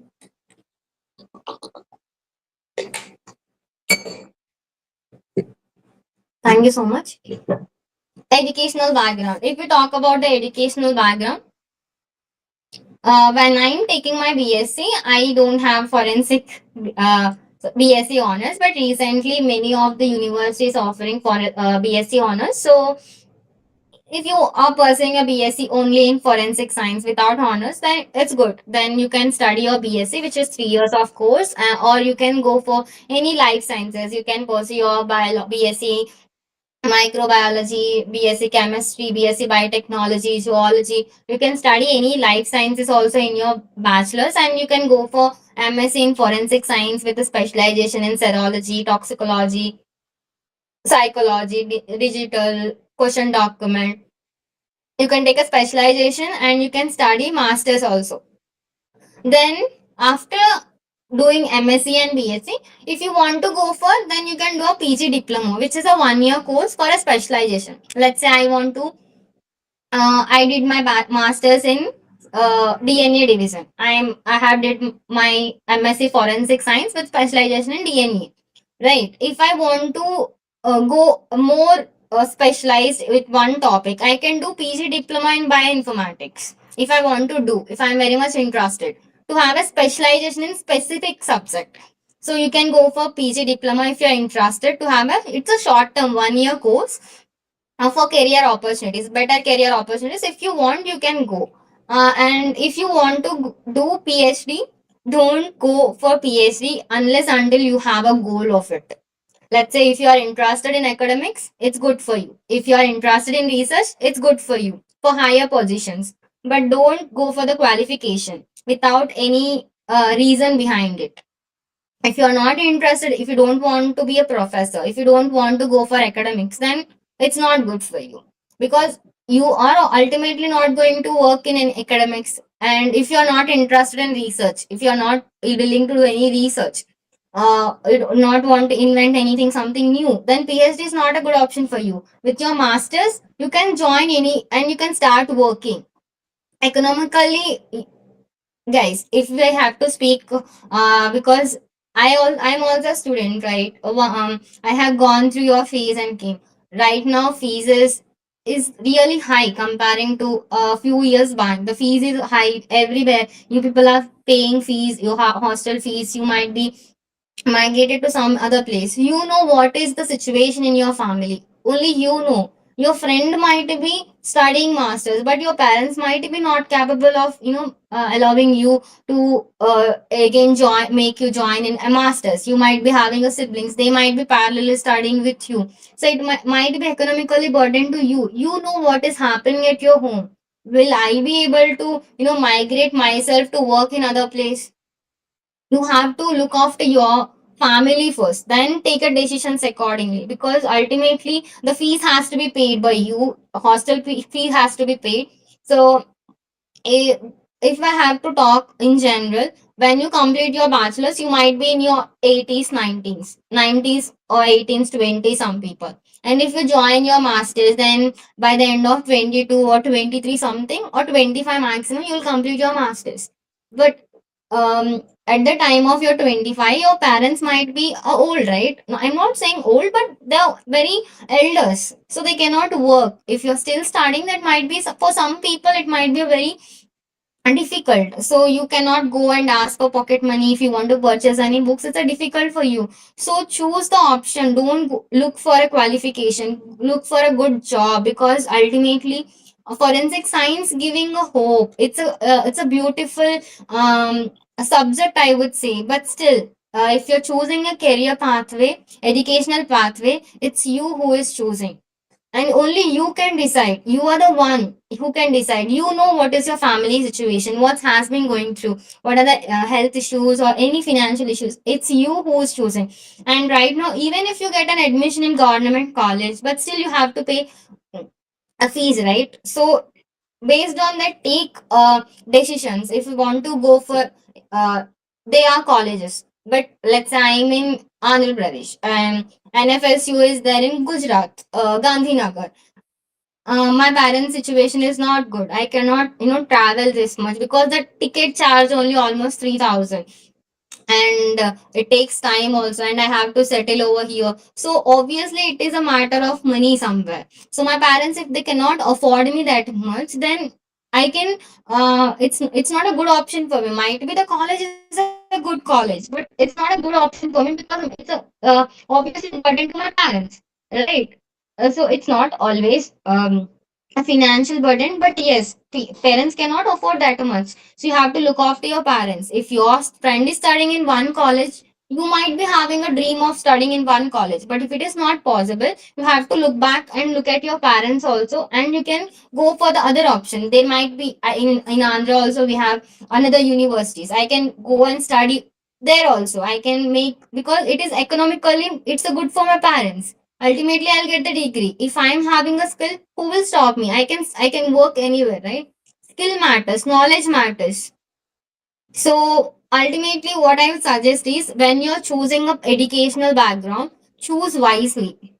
I would say choose wisely. College also. Right now, I have reviewed almost 10 to 20 colleges, forensic, a syllabus. Almost 10 to 15 colleges I have reviewed the syllabus. The syllabus is same, almost similar. The one or other things might be differ, but almost similar things are we are going to study. So look at it. If the college fees is high, if you are not able to pay, then drop from one, choose another one. So that's a personal suggestion that I will give you, because ultimately parents, you have to respect them, you have to look after them. You might be having some passion to study in something, but ultimately you have to look after your family situation also, because you are the one who knows what's going on in your family. You might be the elder one, there might be your siblings might be there. If you are not settled by the age of 25, what about your siblings, right? So you have to take your responsibility of your family and everything. So choose educational background. Try to complete your education by 25 at any cost, and have to come into your professional life. Then only you can able to make your parents proud and give a support to your, be a helping hand at your home. So coming to our topic, you can do your masters and bachelors in forensic science if you're good in academics and uh, want to go research. Then you can go for PhD. That's also a good option. Then you can go for it. And alternatively, um, I'm sorry. So okay, and after that, if we talk about alternative route, there are people who are studying honors in forensic science. So what it help in? It's a 4 years course. Usually BSc forensic science is 3 years, but BSc honors is of 4 years. It was very only two things. If you are into job, if you want to gain the job quickly with a graduation, after graduation you can go any non-core job also. If you want to try, you can try for a core job also. If you're wanted to go for a job immediately, then go for BSc. If because after you will get in 3 years only, you will get your graduation. Then after that, if you want, you can continue masters for 2 years. Otherwise, you can go for BSc, which is honors, which is a 4 years course, and you can directly take admission in PhD. You don't need to go for masters. But I would say do masters because the knowledge which you get in masters is different. So if you are skipping your masters, you are skipping a step and you are jumping into another thing. So if possible, try to read your masters and then go for PhD, which is an optional if you are into research and teaching positions. And coming to the this a specialization part, if you take your masters, let's say I took MSc, I did my masters MS in forensic science. So 3 years you will study masters forensic science, normal general subjects. In fourth semester you will have a specialization subject, which is, let's say I studied biology. In the similar way, other people, you can choose toxicology as a specialization. So in one semester, among the four, you will study one specialization in last semester, which will be considered and written as a specialization. This is how you will be specialized with the forensic science in a specialized specific branch. I hope educational background is clear for you. And coming to the competitive and recruitment exams. So for your PG masters, you can go for Common University Entrance Test PG and Delhi University Entrance Test, or NFAT, National Forensic Admission Test, then All India Forensic Entrance Test would be there. You can choose these options for your masters, I would say. And UGC net you can write for your PhD admissions or JRF, or for getting into getting a job as an assistant professor. So these are good for your these are the I would say exams that you can, competitive exams that you can give in the field of forensic science, entrance to an entrance examination for a university or a college. And for jobs, usually you can choose UPSC. Yes, guys, you can write UPSC. You can do SSC. There will be state exams. Let's say Gujarat entrance test would be there for Gujarat people. For Andhra Pradesh, there is separate examinations would be there. You can appear for those public recruitment job examinations, and you can also go for FSL and CFSL recruitments, because there are sometimes they will give a recruitment. You have to thoroughly follow the website. If you are not able to follow the websites, then you can follow Krino Forensics. They will help you with finding out if they get any opportunity. They you be in contact with them. They'll help you with the recruitment announcements also. So have at least one connection with connection with them. At least join the group. That you will get the updates accordingly. So you will not miss out on something. So check on the recruitment notifications. Then you can also go for investigative bureau or CBI, NIA examinations would be there. Don't ask me when these exams would be. When there is a recruitment is there, they will release the notification. Based on that, we'll have an examination. We cannot have yearly once we have it won't work like that. When we have a recruitment, then we have an examination. So you can also for UPSC, UGC net, we know it happens every year. So For them we can give a date, but for this examination recruitments, it is based on the vacancy. So these are the some of the examinations that you can give. Apart from that, if you want to go into non-core, according to that, there are examinations. Just check on the websites based on your specialization. You will get to know what are the exams that you have to give. Ultimately, if you are choosing forensic science, basics would be this, and whatever you are going to study as a in the branches, that will be as a syllabus of the examination. And coming in, so government sector and the private sector. So in the government sector, if you want to work, if I'm talking about the future pathways, then you can work in. I think recently I did one research on it. Almost I found 80 or plus 9 something ongoing also happening. State forensic science laboratories, and then we have seven I guess, central forensic science laboratories, and 589 mobile forensic units. I would say so there are almost 700, near to 700 we have foreign FSLs. It might be central, it might be state, it might be I'm sorry, regional is 859. 859, I'm sorry. So the number might be varies, but almost 700 forensic laboratories are present in India, are situated in India. So if you are interested, you can have a track out of it. You can go personally, and you can try for it. Without trying, don't say we cannot work. They need a, of course they need a specialization. If you do not have a specialization, how can they take? You have to have a qualification in your, which is a degree qualification, degrees like masters or whatever it might be. You should have a specialization. You should so you should have a better knowledge of it. Then you can try when there is a opening of a research laboratory recruitment is there, then you can go for forensic scientist, scientific officer, junior scientific officer, a senior scientific officer. You can be a director if you are good at it. You can, grow in the same department. Then you can be a clerk. I will not say clerk, but you can be a lab technician in the same field. You can work on contract basis also nowadays. On contract basis also they are taking, and once the contract is then they are trying to make them permanent staff also. So you can try for it.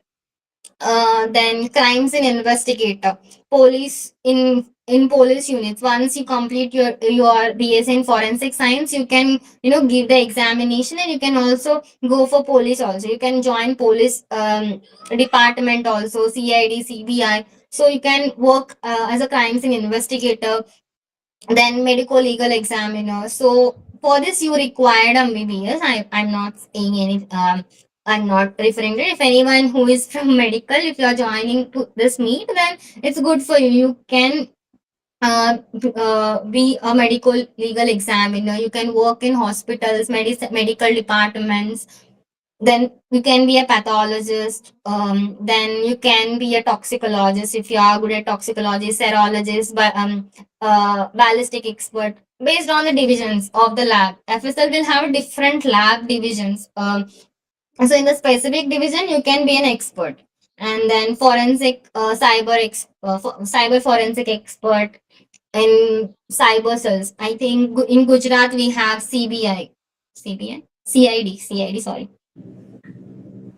I think CID only. We have in Gujarat. So there you can go and work in cyber cells.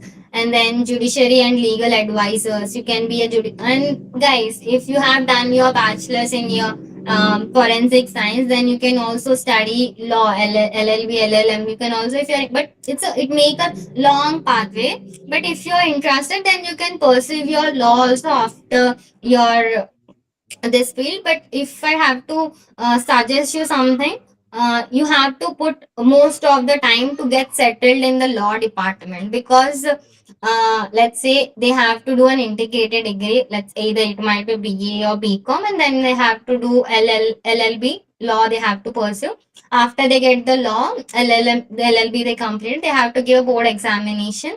And to get the cases, to gain, you have to work as a junior advocate, then under a senior advocate. Then at least minimum 5 years you have to work on it. You cannot expect amount, I would say. Then after that, we also have sorry, legal. If you are working in a legal department, law departments, you have to give a much time of yours to them. So it's your choice if you want to become a lawyer. After becoming a forensic science, after studying forensic science, you can go for criminal lawyer. You can be a good advocate also. I'll not say you can, it's not a good option for you, but you can choose that option as well.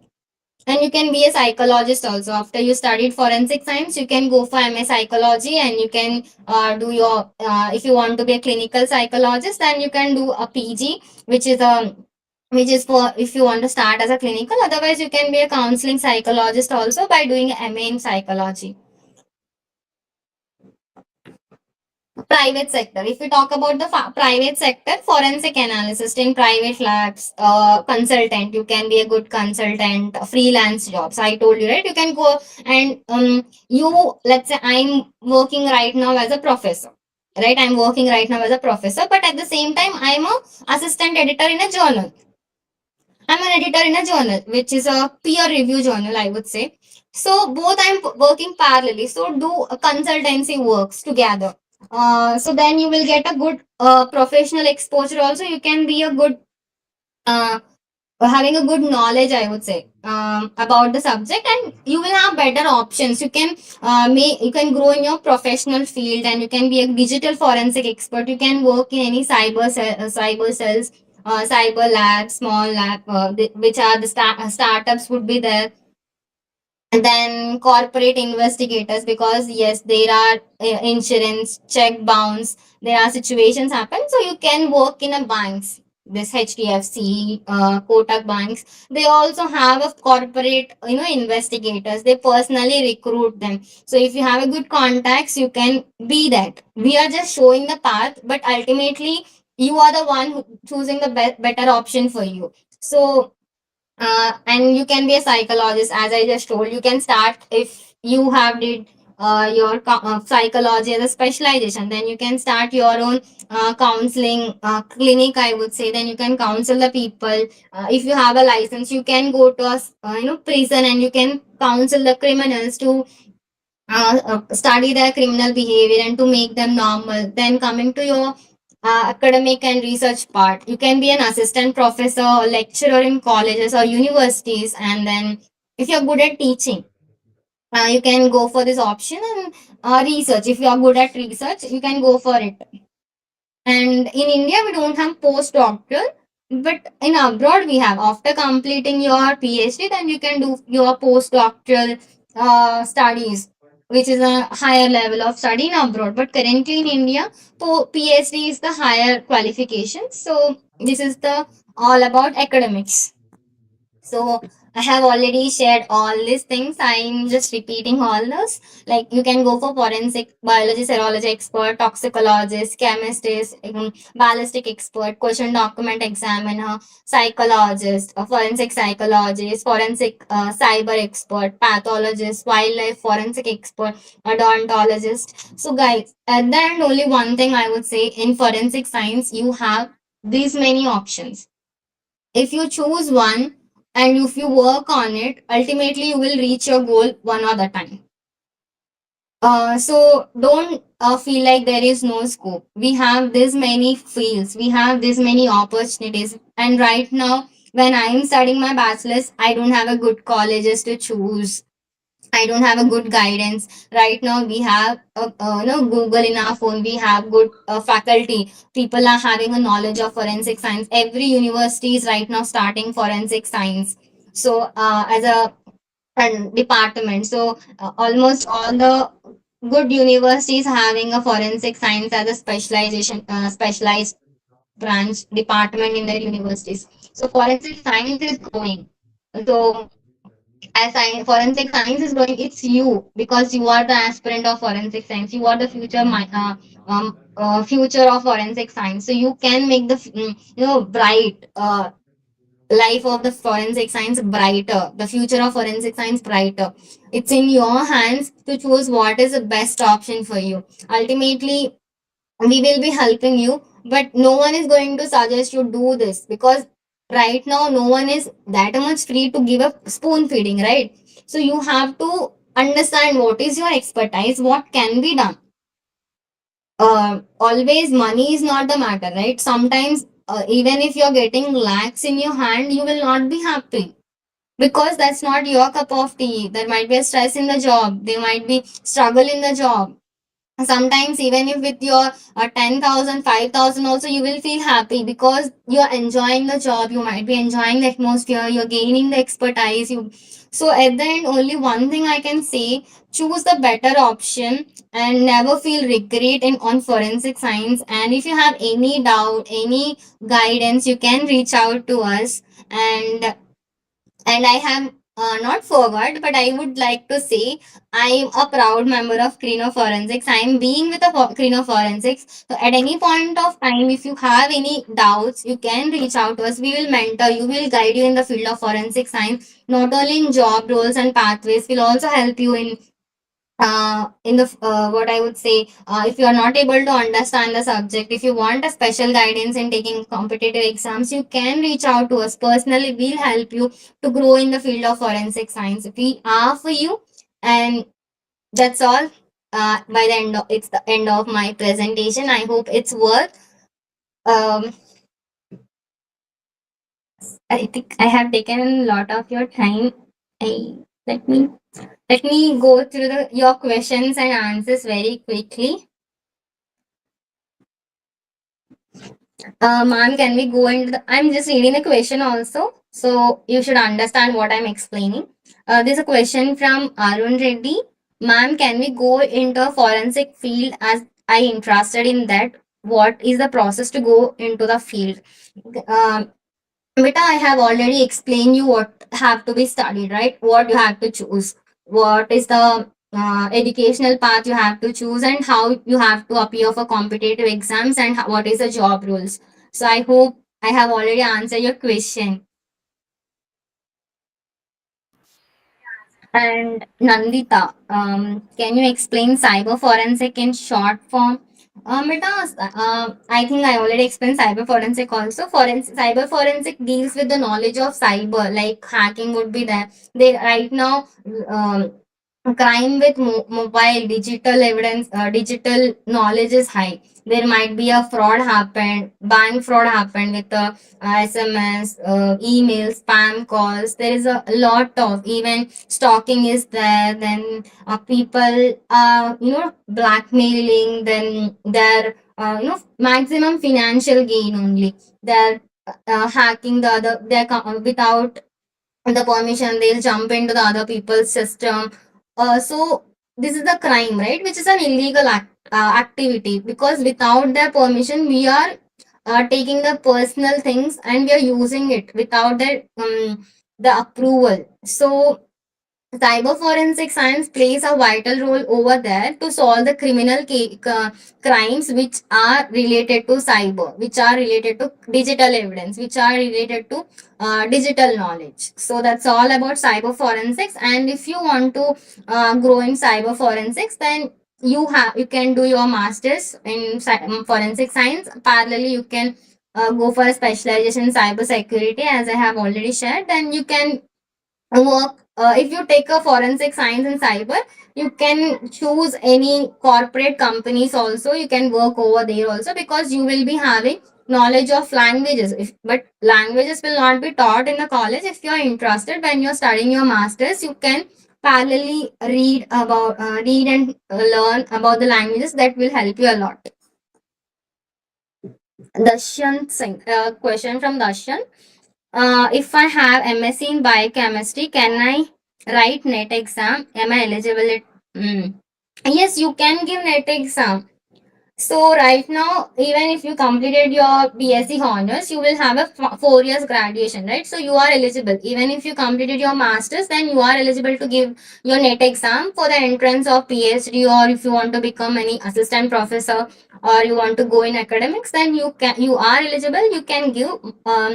or I think the net exam for the month of for the first it happens twice. It's happened in this year in the month of June, I guess. So you can try to appear in the month of December of this year. So you can prepare for it. If you want material, you can reach out to the people Krino Forensic, the admins of Krino Forensics. I'll share you the notes. They will help you with the notes. Then,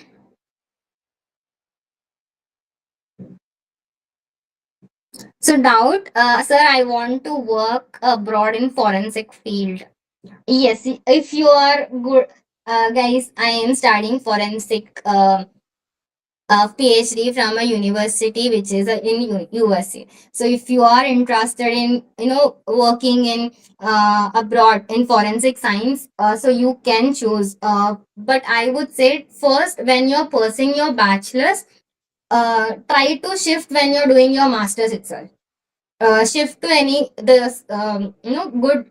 I would say because right now wars are happening. There is a even people are not allowing, there is so many glitch is happening between the other countries also. Choose a good country and shift when you're doing your masters, because 2 years because of education you have to stay there, and you will be having a good exposure, and you will be knowing, because laws which we are studying right now are not the same in the abroad.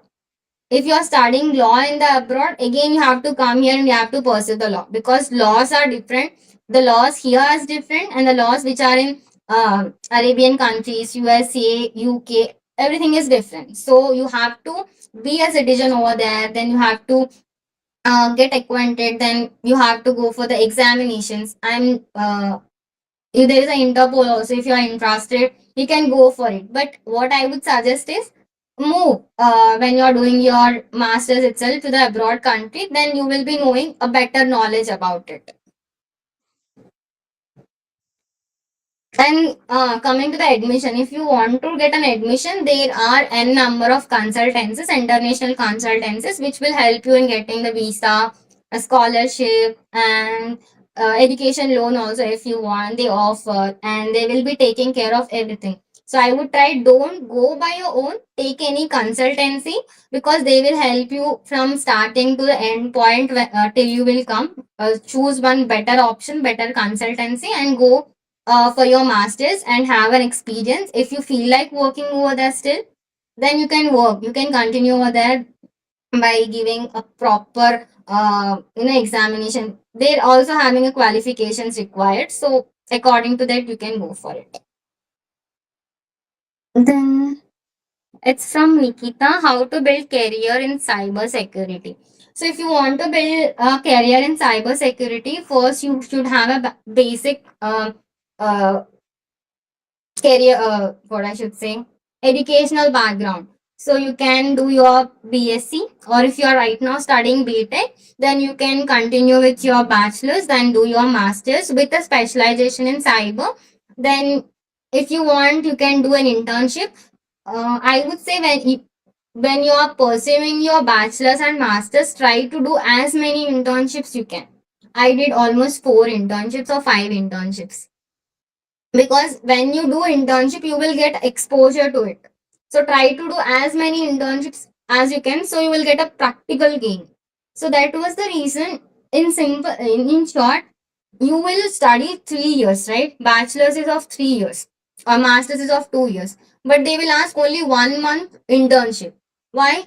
Because the whatever you're studying in the 3 years, you will be recalling. You can be seeing everything in 1 month. So that is a difference between the theoretical knowledge and the practical knowledge.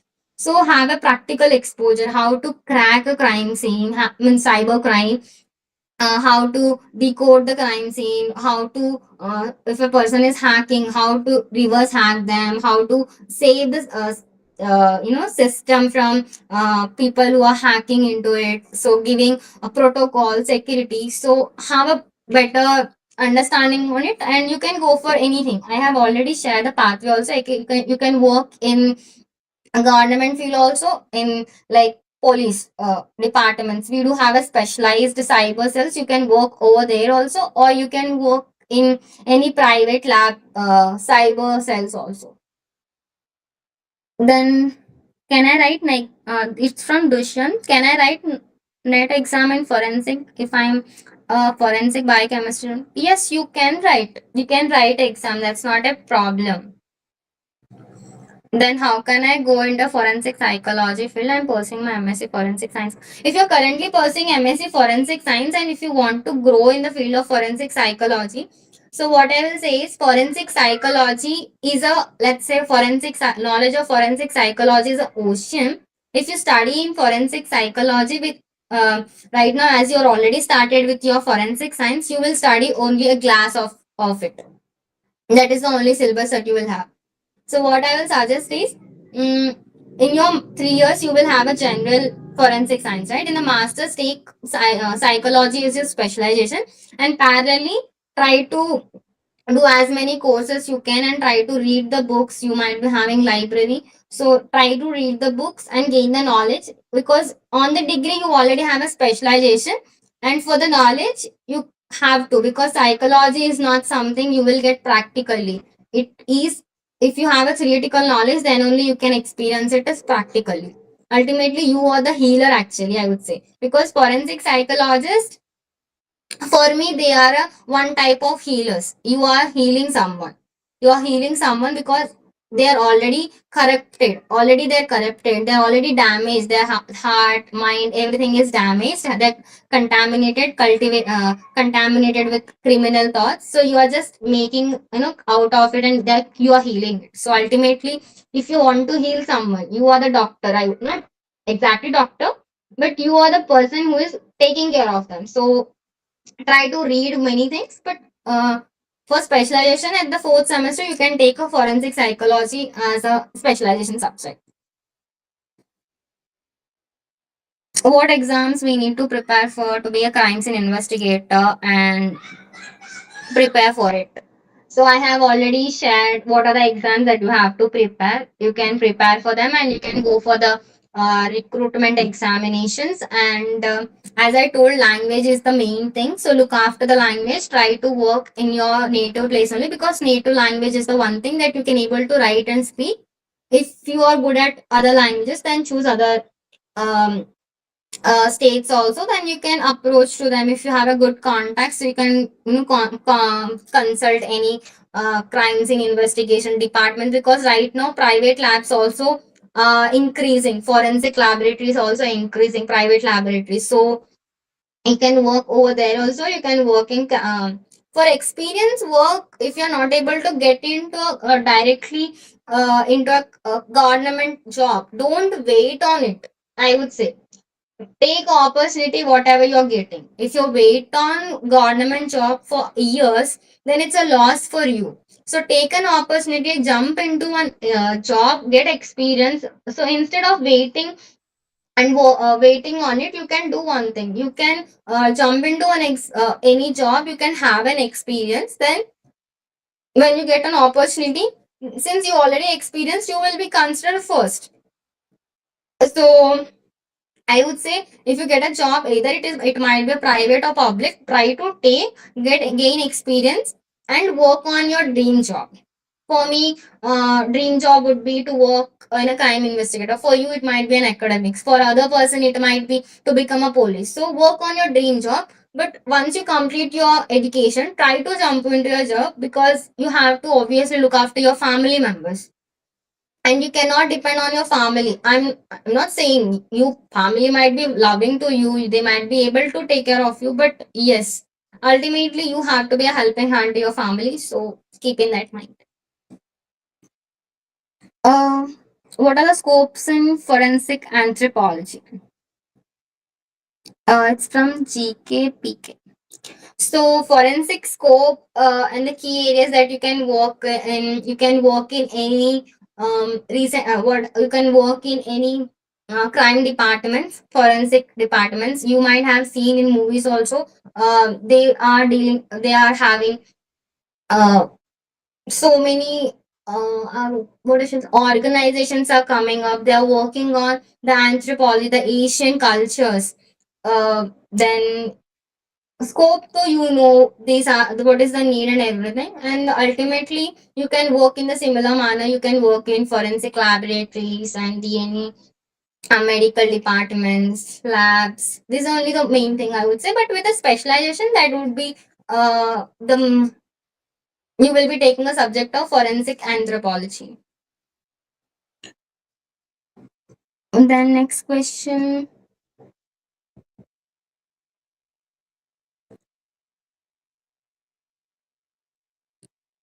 I'm interested in portraiting drawing in forensic science. Any chance to get into an artistic field or any exams for that? Can you explain? So, if you're good at drawing, I would say yes, there is a chance because you might have seen people in many, you might seen in movies also, in general also. There is a uh, need of artist people also. They will call you because a person, let's say I have been uh, a person has committed a crime against me. They have robbed my bag. Let's say they robbed my bag. So I just know their face. I never seen them before. I might have not met them before. But they just came and robbed my bag. But I see the facial expression, facial structure. So by giving that features, you can draw it and you can be good art if you are good at mm, artist. So by giving features, you can draw it, then it's good for you. If you normally draw everything by looking at it, then it's not a good option for you. So know what you are good at, and if you are good at that, I would say do a freelancing for it, because no one will personally appoint you, because this job will not get, this is not a job actually. You will not get a daily work for this. You will be get when a requirement is there. So if you're good at art, then you can choose other art departments, but there is no specialization examination. But you can do any course in art. Then you can if you can work in a forensic laboratory. Along with that, you can use your talent in this area.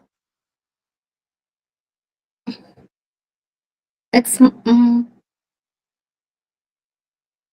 His private lab results are as admissible in court. Yes, it's from Shivani Sharma. His private lab results are admissible in court of law. Yes, they are admissible in the court of law, but it depends on the factors.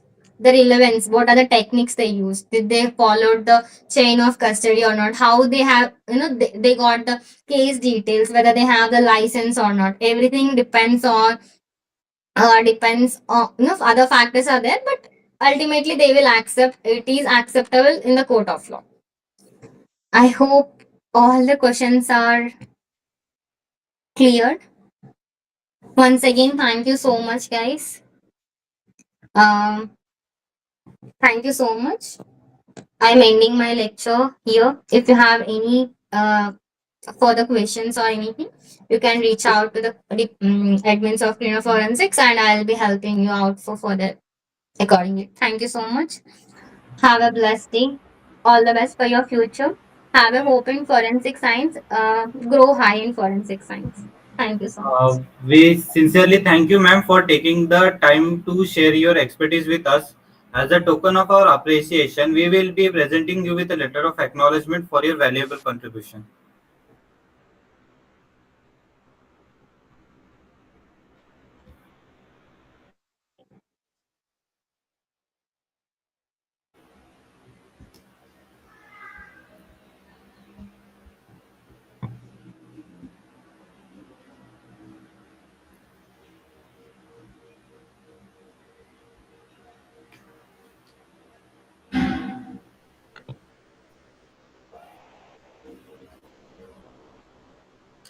Ma'am, if you would like to say a few words. Um, uh, Thank you so much, guys, for giving the honor to present the knowledge, to share the knowledge with you all. And obviously, you people are the one who have created the platform. So for this also, there is a no. It is not we have conducted a webinar, but there is a ground work is required. So I appreciate all the people and especially thank you each one of you, all the admins and the team members, all Nitish, Abhishek, and um, Swarangi and Dipanshu, everyone, thank you so much. Abhigyan, Shivam, everyone, I thank everyone and all the audience. Thank you for the honor and the respect. Thank you, ma'am. On behalf of the entire Krino Forensics team, we extend our heartfelt thanks to our speaker and all the participants. We hope today's session has given you a clear vision of the vast opportunities in forensic science. Don't forget to fill the feedback form and claim your e-certificate as an active participant. Please stay connected with us on social media for updates on future events. Thank you once again, and we look forward to seeing you in our future webinars. Have a great evening.